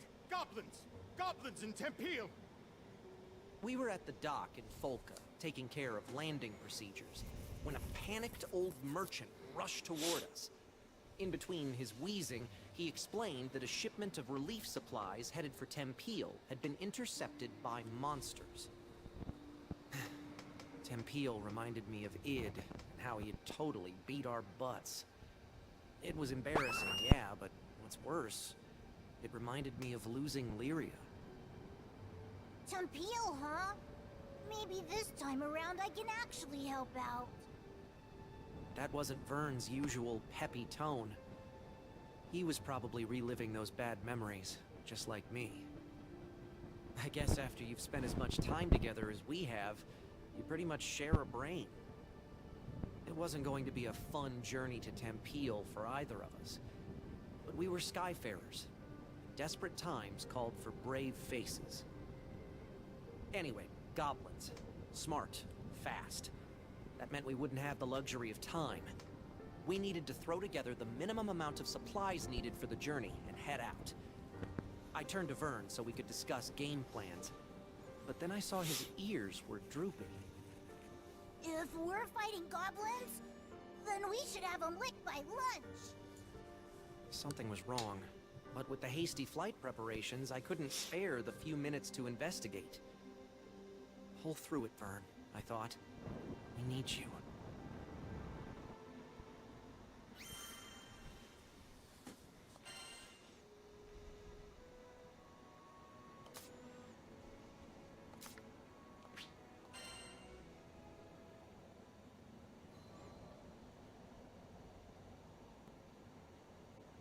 Call it a side effect of being a helmsman, but my ears tend to laser in on any talk of airships. Then again, damn near anybody could have heard this guy shouting. No! No! You can't do this! She's still skyworthy! She can still fly! The distraught man was making a scene outside. 3 seemingly unfazed onlookers surrounded him. Between all the belly aching, I pieced together the man's story. He was an engineer, was upset that an airship called the Nautilus was set to be decommissioned. His 3 friends, meanwhile, were telling him to see reason, that an old ship like that would be more useful as scrap. Reminded me of the Port Breeze days, back when my own dreams seemed like unscalable walls. The 3 onlookers were a young helmsman, a young mechanic, and an older merchant. They presented a unified front against the engineer, countering each of his arguments threefold whenever he opened his mouth to protest. As much as I wanted to help the guy, the trio were speaking the truth. Repairing the damn thing would cost buckets of rupees, and you can't fix an airship on gumption alone. Trust me, I've tried. Them's the breaks, kid. I turned to leave. None of my business, right? But dumb old me, I had to pause as my ears caught what he said next. We made a pact, didn't we? Don't you remember? The Nautilus. You promised that we would take her to the skies. He could barely hold it together. You could hear it in his voice, the desperation as he clung to a quickly fading dream. It was a feeling all too familiar to me.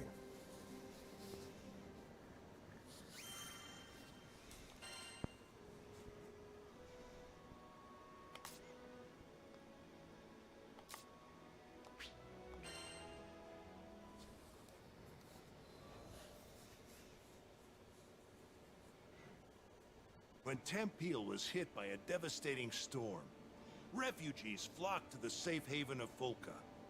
We heard the news and docked on the island, which was buzzing with activity. It was clear. All hands were needed on deck as reconstruction efforts got underway. So we walked through the city, looking out for opportunities to help. That's when we saw a distressed young draft. We didn't know the details, but it was plain as day that something wasn't right. He was stumbling around, eyes unfocused, and staring into space. I couldn't shake the feeling that we shouldn't leave him on his own, so we ended up trailing him. We came to the edge of a cliff. Though the morning sun shone on our faces, a frigid wind blew down our backs. The draft just stood at the edge, staring at something only he could see. Hey, careful there! With the wind whipping around like this, you might lose your footing. The draft whirled around, taken off guard. After a while, he looked away, shrugging. Thanks for your concern. You look like you've got something on your mind. You want a friendly ear, you've got him here. I guess I do. He smiled, though the expression didn't reach his eyes. The draft introduced himself as Karzeda. Back in Tempeel, he was a jeweler's apprentice. My childhood friend was caught up in that storm. I was in love with her. Could never get up the courage to tell her. Now it's too late. Karzeda bit down on his lip, as if he was trying to hold back his despair. He went on, telling us that he'd hit a slump in his apprenticeship. Nothing he did could gain his master's approval. His frustration boiled over, and he got into a rip-roaring fight with his friend. Hurt, she fled from the workshop. He didn't go after her. I wish I had, because that's the day the storm came. Karzeda's face twisted in agony. He made a mistake, and it ended up costing him someone dear. I could understand all too well.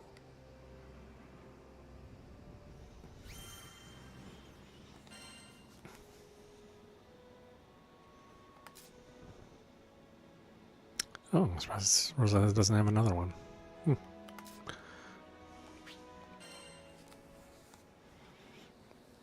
Or at least another one I've already unlocked.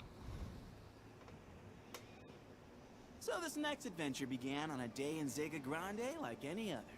The sun was shining, the birds were chirping, and I was soaking up some rays after a pleasant morning of grocery shopping.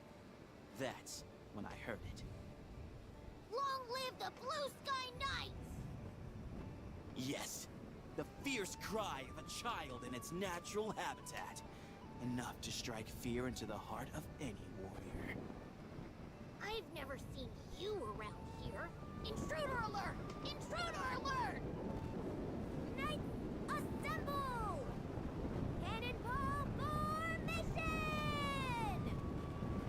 They came hurtling at me, faster than the wind. I stood no chance.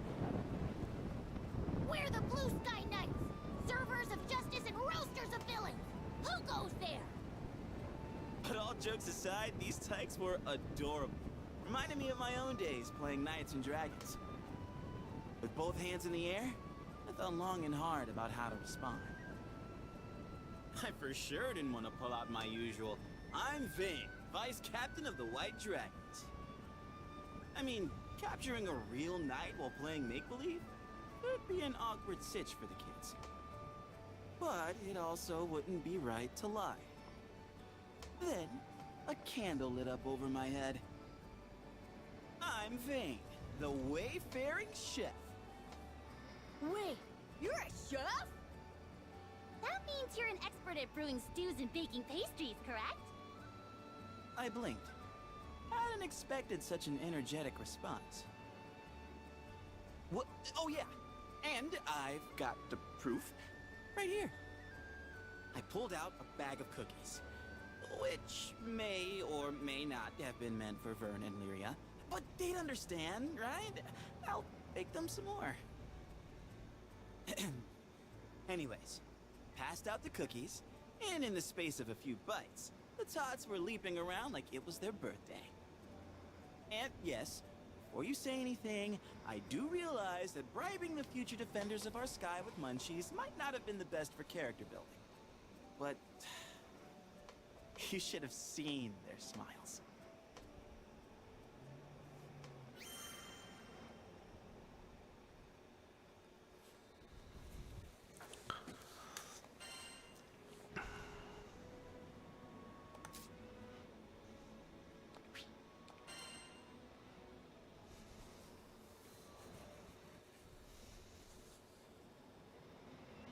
It was good to be back in Seed Hollow after wrapping up another easy-peasy mission. Since my schedule was empty, I decided to hit up a cute little cafe for some much-deserved cake. Hello there. Some little kid I've never seen before walked right up to me, his eyes twinkling with starstruck awe. He got down on one knee and said, "Will you marry me?" Was this kid for real? Did he even know what he was asking? You've got guts, little man. Tell you what, come find me in a decade or so, and then maybe we'll talk. I thought a gentle rejection would get him off my back, but I was wrong. If you walk away now, you'll be making the biggest mistake of your life. I knew better than to take the bait, but I had to admit, I was sort of curious. Okay, hotshot, I'll bite. Why are you asking a total stranger like me to marry you? At least he had a good eye. Credit where credit's due. Because I know you're strong. You make stomping monsters look so easy. Oh, and you're really pretty too. Wow, what do you know? A sweet talker. And your spear is wicked cool. How many monsters can you shish kebab with that thing?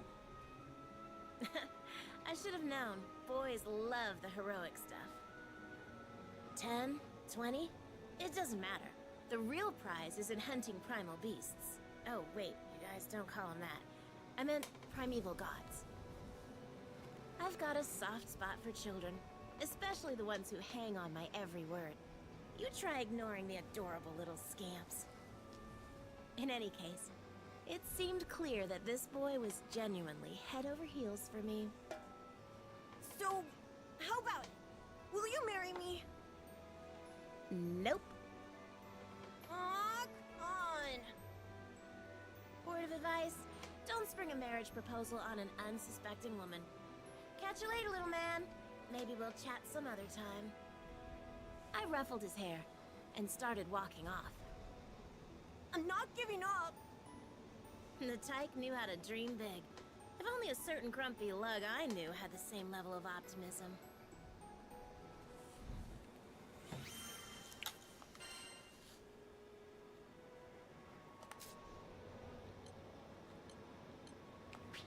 Ooh, get an extra slot for this one.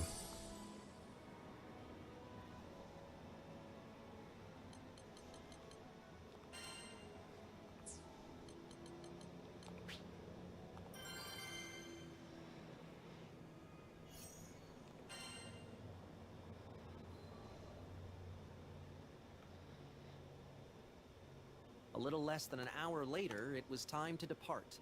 But Vern was nowhere to be found. Hurry, Skyfarers!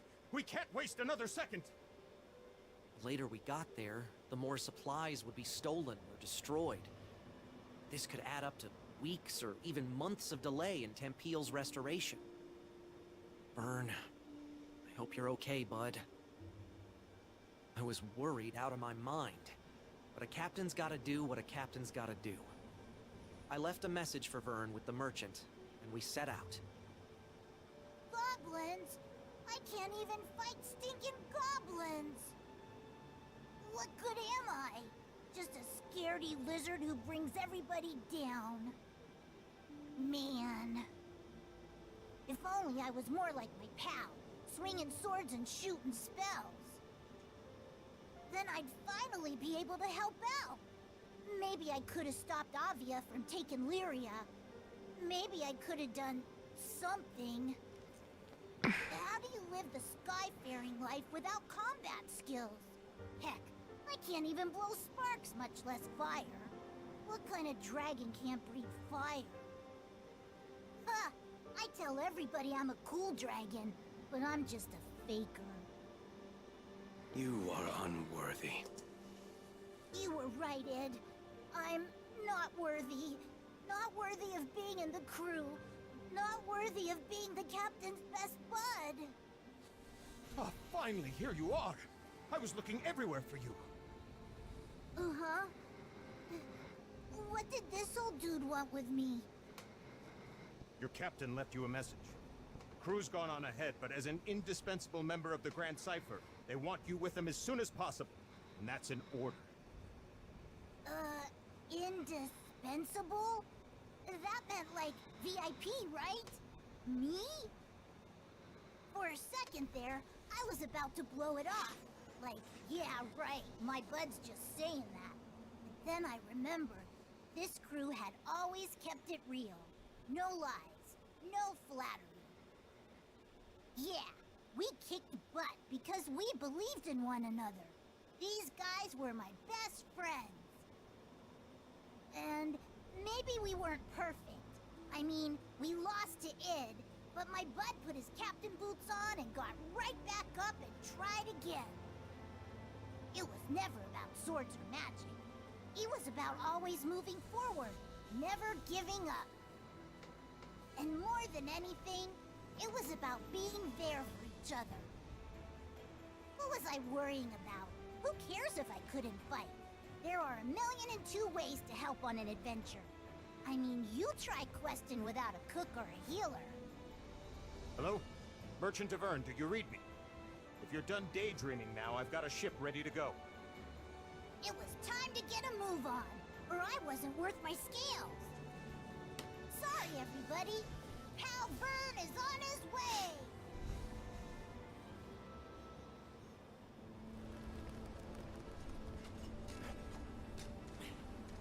We ready?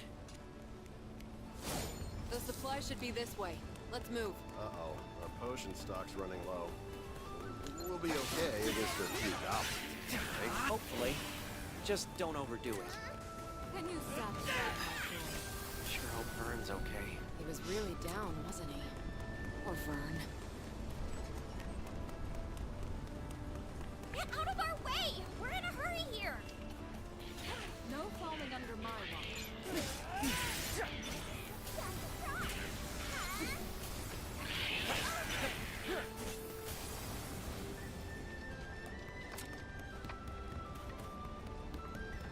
Damn, we're back for more.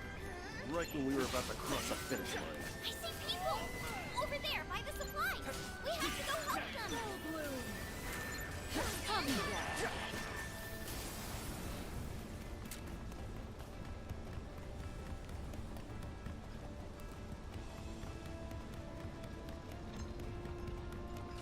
Folks doing okay? Skyfair!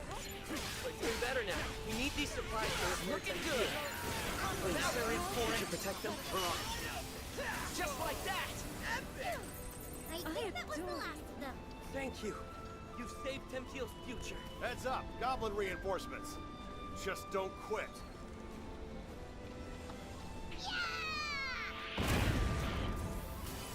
Did you miss me? Took me forever to catch up. Vern, was that an explosive? When did you get bombs?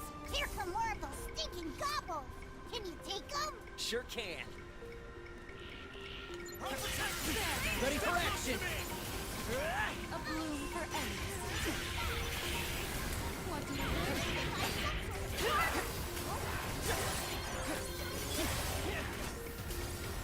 One more! Yikes! Wyverns are coming from above! Watch your noggin! If those goblins manage to steal any more of the supplies, then the relief effort's good as done. No kidding. They've already hauled half our grain to higher ground. Higher ground? Sounds like a job for a cool dragon. That's a great idea, Vern. Put your wings to use. Are you sure you can manage? What if the goblins spot you? Piece of cake. I'll be back in 30 seconds or your money back.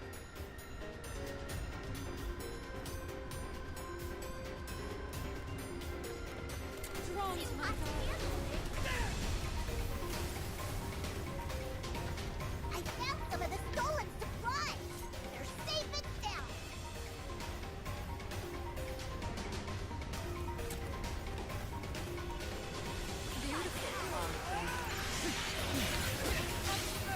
On my mark! Fight as one! Here, I brought potions. Everyone feeling better? Thanks, Vern. You're a lifesaver. Those goblins are getting nasty. Don't fall for their trick.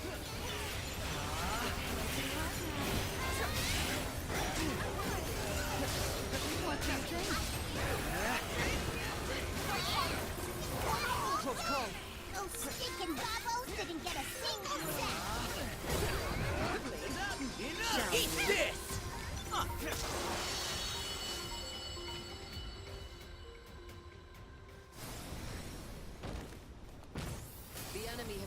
their retreat. I think the worst is past. Thanks to you Skyfarers, Tenpeel's finally gonna be rebuilt. We owe you everything. Vern was the real MVP. Aw, shucks. I bet you say that to all your lifelong pals. That worked out, somehow or other.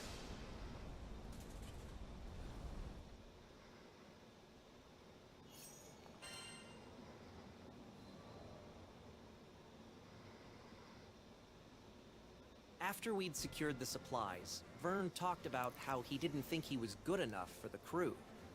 Obviously, he was the only one that felt that way. I'd always appreciated his support.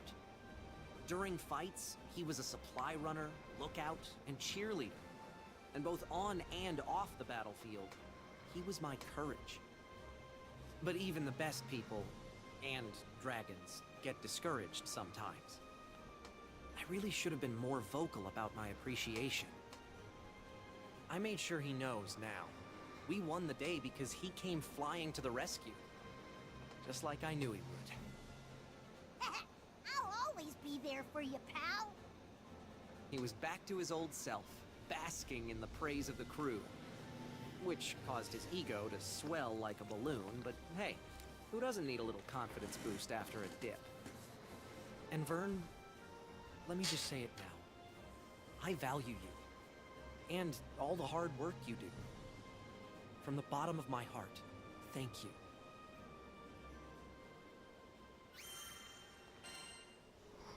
Another sigil slot. Need something?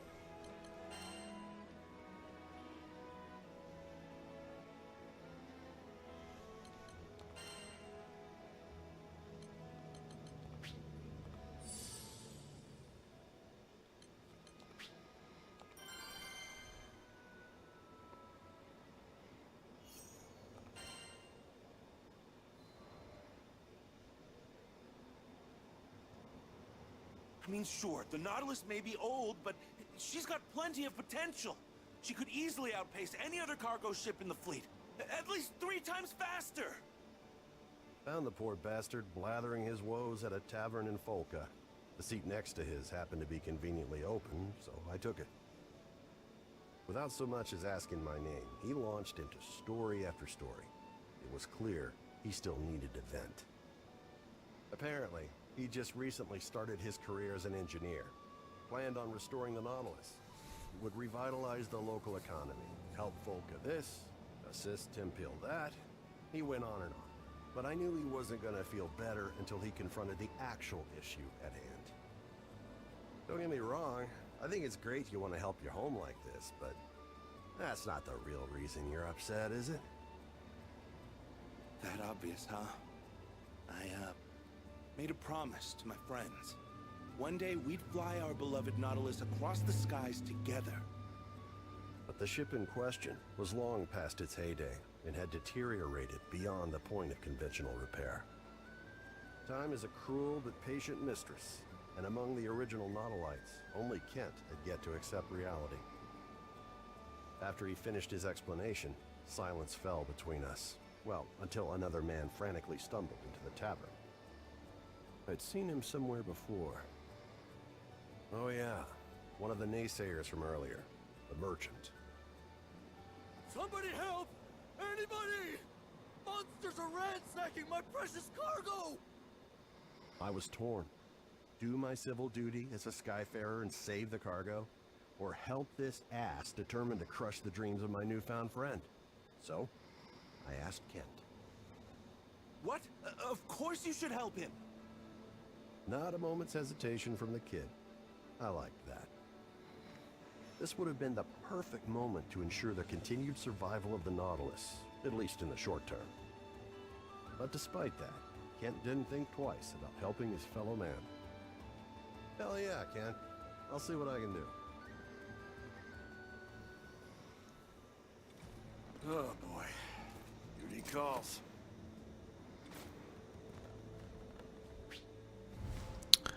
Rackham is a man of the skies, tasked with helming the Grand Cipher. His 2 guns allow him to cover allies at both long and close range. Press square to fire once, or hold to fire a 3-shot burst. His triangle attack is chargeable, which increases its range and damage. Skills and square attacks fill the heat gauge. His triangle attack charges faster the higher the heat gauge. According to the merchant, our destination should be around here. I just hope there's anything left to save. Let's get moving.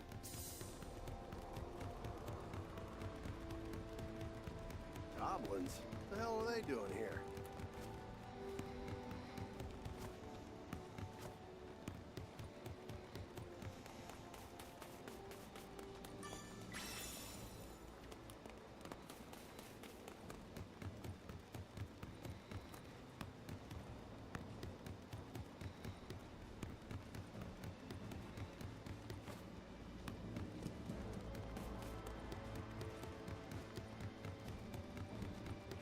Say we didn't warn you. Friendly defense to win. You should. Go time. Take that. Not all. Crimson Sword. Not bad, if I say so myself. Now then, where were we?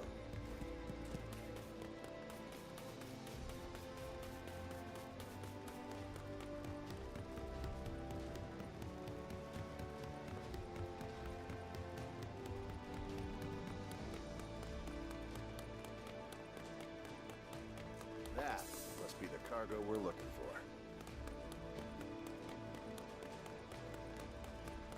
for. Cargo's safe and sound. Maybe. Looks like it's been rummaged through. Watch out, Rackham!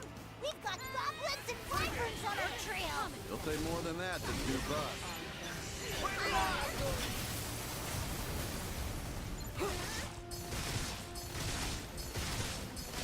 Things are about to get dicey. Just don't let him get close to the cargo.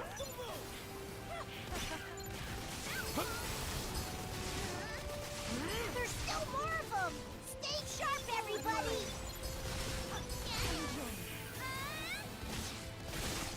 Come on. Go time.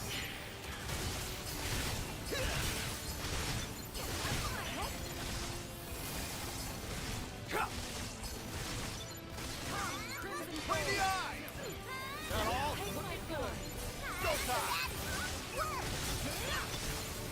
What's wrong? Bring it. Bring it.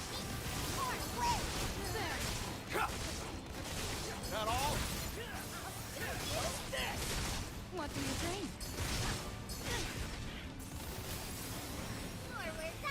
So the big shot finally decided to show up, huh? Well, you're going down like the rest of them. Not all. Take that.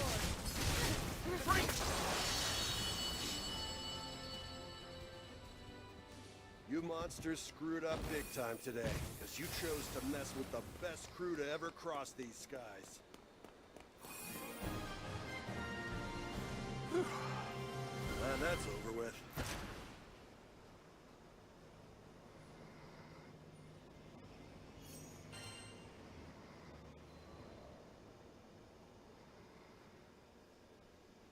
Oh, you're a lifesaver. How could I ever thank you? You want to thank someone? Thank him. I gestured toward Kent. The man's face filled with shame as the irony dawned on him. So it was you, huh? Hey, listen. I'm sorry about earlier. I could have heard you out. After the merchant left, I wanted to focus on the next goal at hand. Putting some wind back in the Nautilus's sails. So I proceeded to do some intelligent and, dare I say, brilliant thinking on the topic when Kent asked what I was talking about. Whoops. Must have been thinking out loud again. You just wait and see.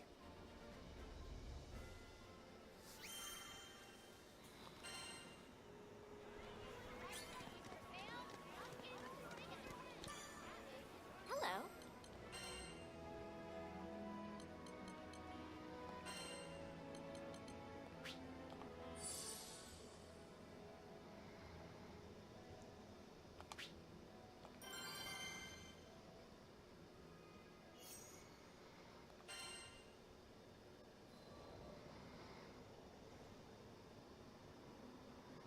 Garzeda stared at the sunbeams as they illuminated the cliffside. His eyes were watering, and not just from the sun's rays. When we were kids, we made a promise. Once I became a proper jeweler, I'd share my most treasured secret with her. Cowardly, yes, but that was the only way I could tell her how I felt. It all made sense now. His deepest, darkest regret was putting off telling her what was in his heart for so long. We made that promise ages ago. I wouldn't have been surprised if she forgot all about it. Garzeda paused, as if remembering something. He lifted his gaze to the sky, then continued. Oh, right. I have to go back to the mines in Tempeel. There are keepsakes of hers there. I don't think she can move on without them. I could tell how important this was to him. But when the people fled Tempeel, a horde of monsters moved right on in. Actually, forget the fiends. Garzeda wasn't in shape to go anywhere right now. What do these keepsakes look like? I can head to the mines and track them down for you. Considering his condition, I wasn't about to give him room to argue. Besides, I know all about not being able to share the important stuff with a loved one while there's still time. There's so much I didn't get to tell my family. Even now, thinking of our old house makes my heart ache something fierce. That day, there was no one to greet me when I opened the door. Seeing the cold remains of my home tore open a void in my heart. But you know what? I managed to keep going because my friends were there for me. This time it was my turn to support someone who needed it.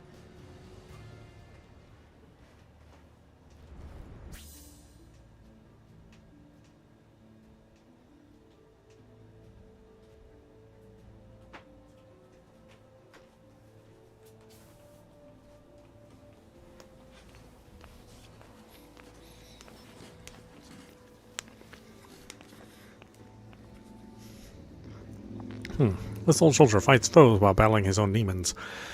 Able to snipe weaknesses from afar, he's also adept at hand-to-hand combat. Hold square to enter sniper vision. He won't be able to move while in sniper vision, but he'll be able to manually aim his shots. This is especially useful for destroying body parts. Grenades deal damage to foes in their blast zone. Hold triangle to aim the throw. Grenades explode after a period of time, or can be detonated by an attack. The keepsake should be somewhere around here. Might as well inspect the mine shafts as we go too. Got you covered. You can't just let them run amok. Time to get to work. There. That was too easy.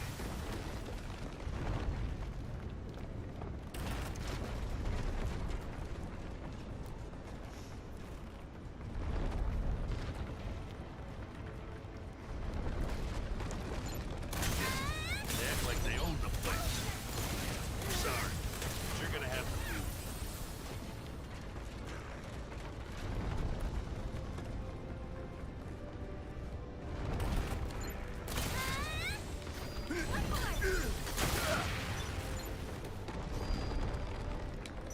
Why does he throw so high? Who invited you to the party?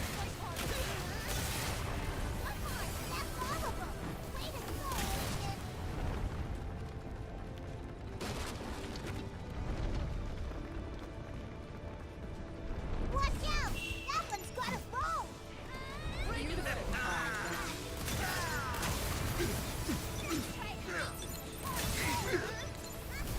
You picked the wrong guy to have a shooting contest with.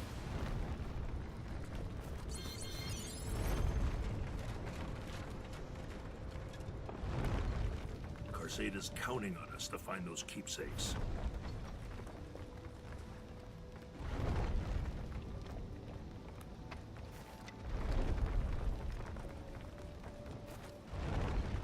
A watering can, a shovel. These are the keepsakes. Huh? Did you hear that?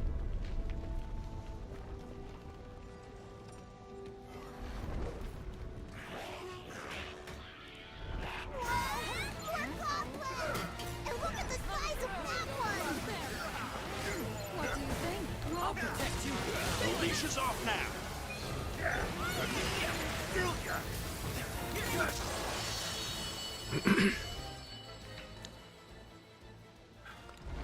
got the big one. I think we can rest easy. Great! Let's head back to town. Yeesh, the place was crawling with goblins. Good thing we came instead of Karzada.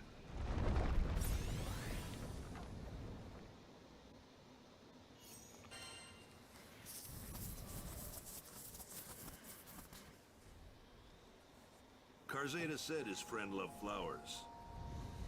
Tempeal's soil was harsh and didn't lend itself to flora. But her dream was to grow a variety of flowers and let them bloom all over the land. Knowing how much her dream meant to her, Karzada wanted to bring her gardening tools back and place them in front of her grave. His hands were trembling when I passed them over. Thank you. Thank you so much. He was so choked with emotion that each word sounded pained, like thorns sticking in his throat. I kept my eyes on him.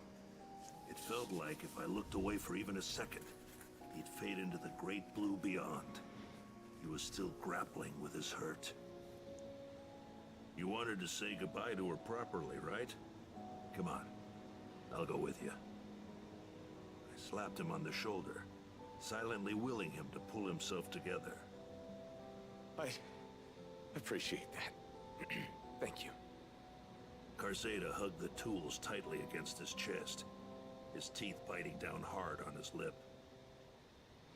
It broke my heart, seeing someone so young deal with such overwhelming tragedy.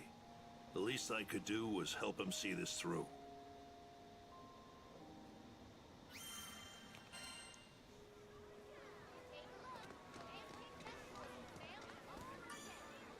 Good day.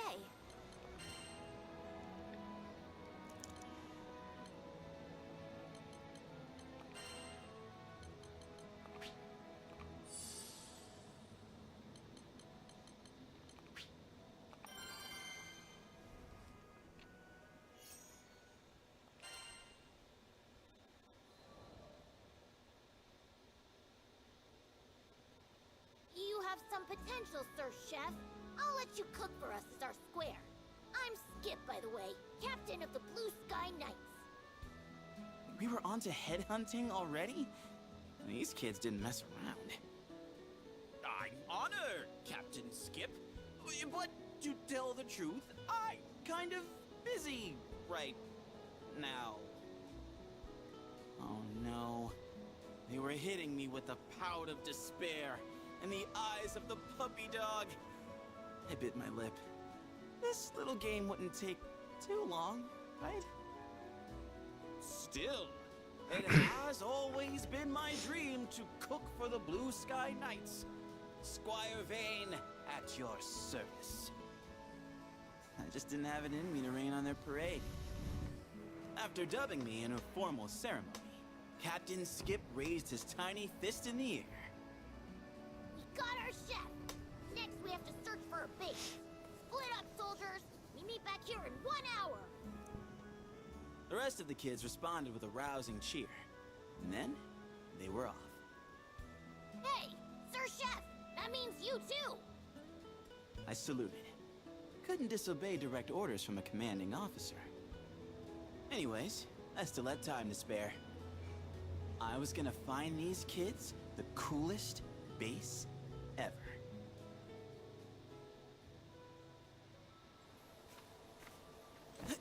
Yeah, I was born ready. Captain said there's some good spots around here. Just gotta make sure they're safe.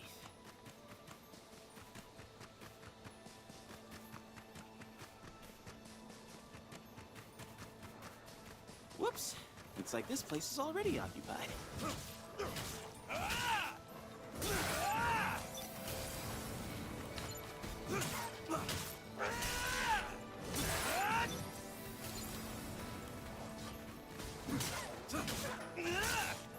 Done and dusted. Now, let's look for safer real estate.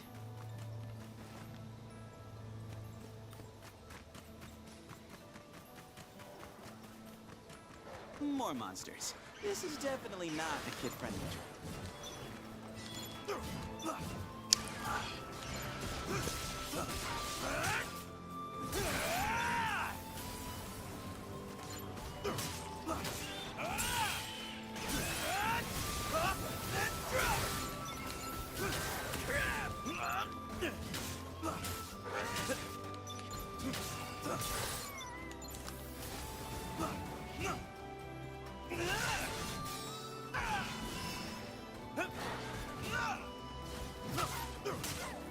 was a workout and a half. I think I might be in monster territory.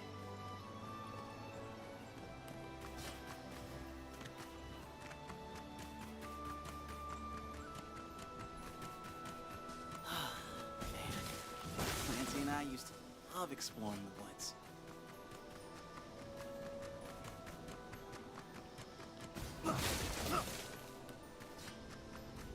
Woohoo! It's a party up in here! But it looks like I wasn't invited. Whoops.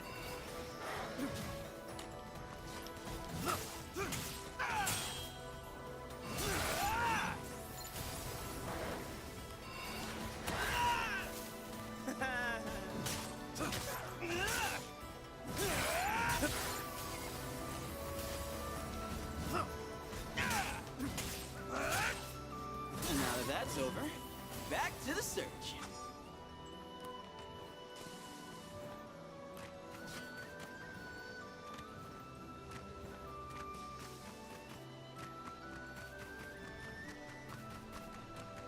Very nice.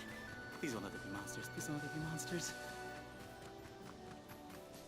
Ah, pancakes, you scared me. Man, bet this place is on my Gracia, right? Time for loads!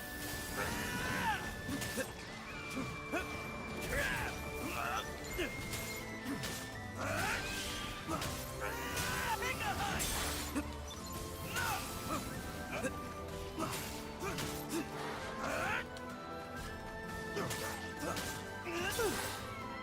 And the hunt continues.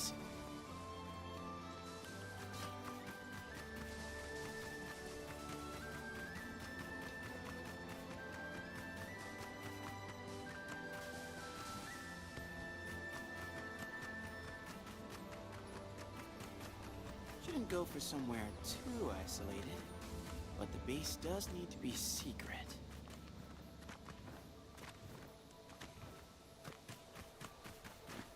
No monsters, perfect size and location?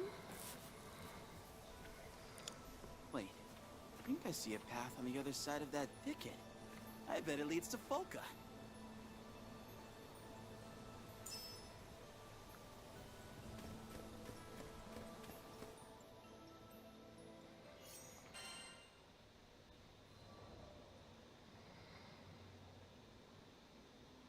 Captain Skip! I think I found it! I led the kids to a sweet glade I discovered in the woods. It was right next to a big thoroughfare, so they wouldn't have to worry about monsters or getting lost. I mean, if I could find my way back, then anyone could. Still, the place was surrounded by some nifty bushes and trees that shaded it from prying eyes. All in all, I think I did pretty well. And, judging from all the frolicking going on, the Tykes agreed. Captain Skip pulled out a handmade flag that he'd apparently just been carrying around and stuck it in the ground. This land is now the hideout of the Blue Sky Knights! And sure, the thought, technically knights don't have hideouts, flashed into my mind, but you can't expect kids to know that. Actually, you know what? These Tykes might be onto something. Maybe I should ask Lancey for our own secret base later. Anyway, for the time being, I was in what had to be one of the top 10 hideouts in all the skies. I found a nice, plush patch of moss and plopped down. It was a good day.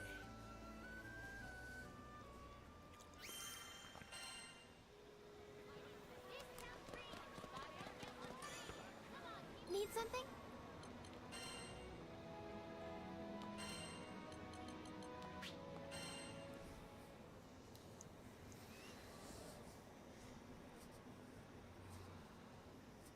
Sometime after our mission in Tempeal, we bumped into the old merchant in Folka. Well, look who the cat dragged in. Thanks for handling things in Tempeal. You all deserve the best. Tempeal had been roughed up by Furican's rampage, and all of the locals were busy repairing the damage. The work we did that day had been crucial to those recovery efforts. Out of curiosity, my young lizard friend, were you much help to your crew? Uh-oh. He said the L word.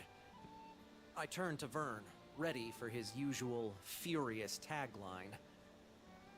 Thanks, Pops. You really helped me see the light. Huh. This was new. The old man threw an apple to Vern, and they exchanged a nod. Then, without explaining this bizarre bond between them that just came out of the blue, he left. Does anyone else feel like the space-time continuum just broke? Io was staring, dumbfounded at the small dragon, who was already happily munching away on a tart Granny Smith. Had he matured? Enough to ignore his most hated of hated insults? Seriously, this is just too much to believe. He called you a lizard and everything. Maybe the ship will be a little quieter from now on, huh? Hold it! I ain't no lizard! And don't you say that in front of the apple! What if it hears you? Maybe he'd get there in another adventure or two.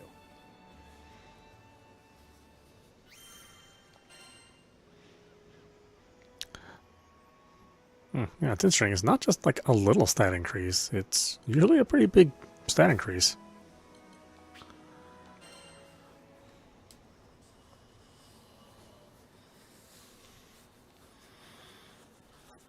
How many times do I gotta say it? Getting parts to fix the Nautilus out here in the boonies is next to impossible. I've never been good with women. My words never come out quite the way I mean for them to. I thought maybe Miss Mechanic would be on board, but... I probably shouldn't be doing this behind Kent's back anyway. I'm telling you, I've tried everything. Sure, I'd love to see her fly again, but it's time to... get real. Right? Hey, come on. That was against the rules. How was I supposed to keep a stern attitude against that blubbering mess? When I finally got a word in edgewise, I let her know I already had the parts she needed. Picked them up here and there, across Fanta Grande and Nala Grande. Here, this what you need? I've got you a deal. Wait, how? Where in the skies did you find these? Caught up in her excitement, she leapt at me. Whoa, not so close, Missy. Of course, she paid me no regard. It was the parts she had her eyes on. Some modifications here and there, I could... Yeah. Can't believe it. The dream is alive. Yep, the dream was alive. She didn't have to say it. The look on her face was enough. All that hubbub from earlier was nowhere to be found. After forking over the payment, she happily took the spare parts off my hands. She also made sure to plant a big fat kiss on my cheek before scurrying off. Sheesh, at least warn a guy beforehand, right? Women, I swear. In any case, the winds were starting to blow back in their favor.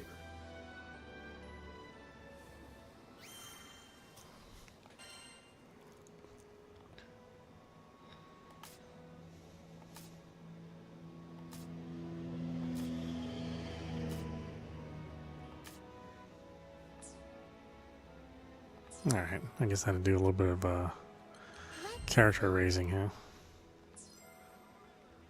What we got for quests anyway? I cleared those, so there's some new survival ones. Got some of the new bosses as well. Oh, I think this one gets us a pass, so I'll definitely want to play that one. Please come again.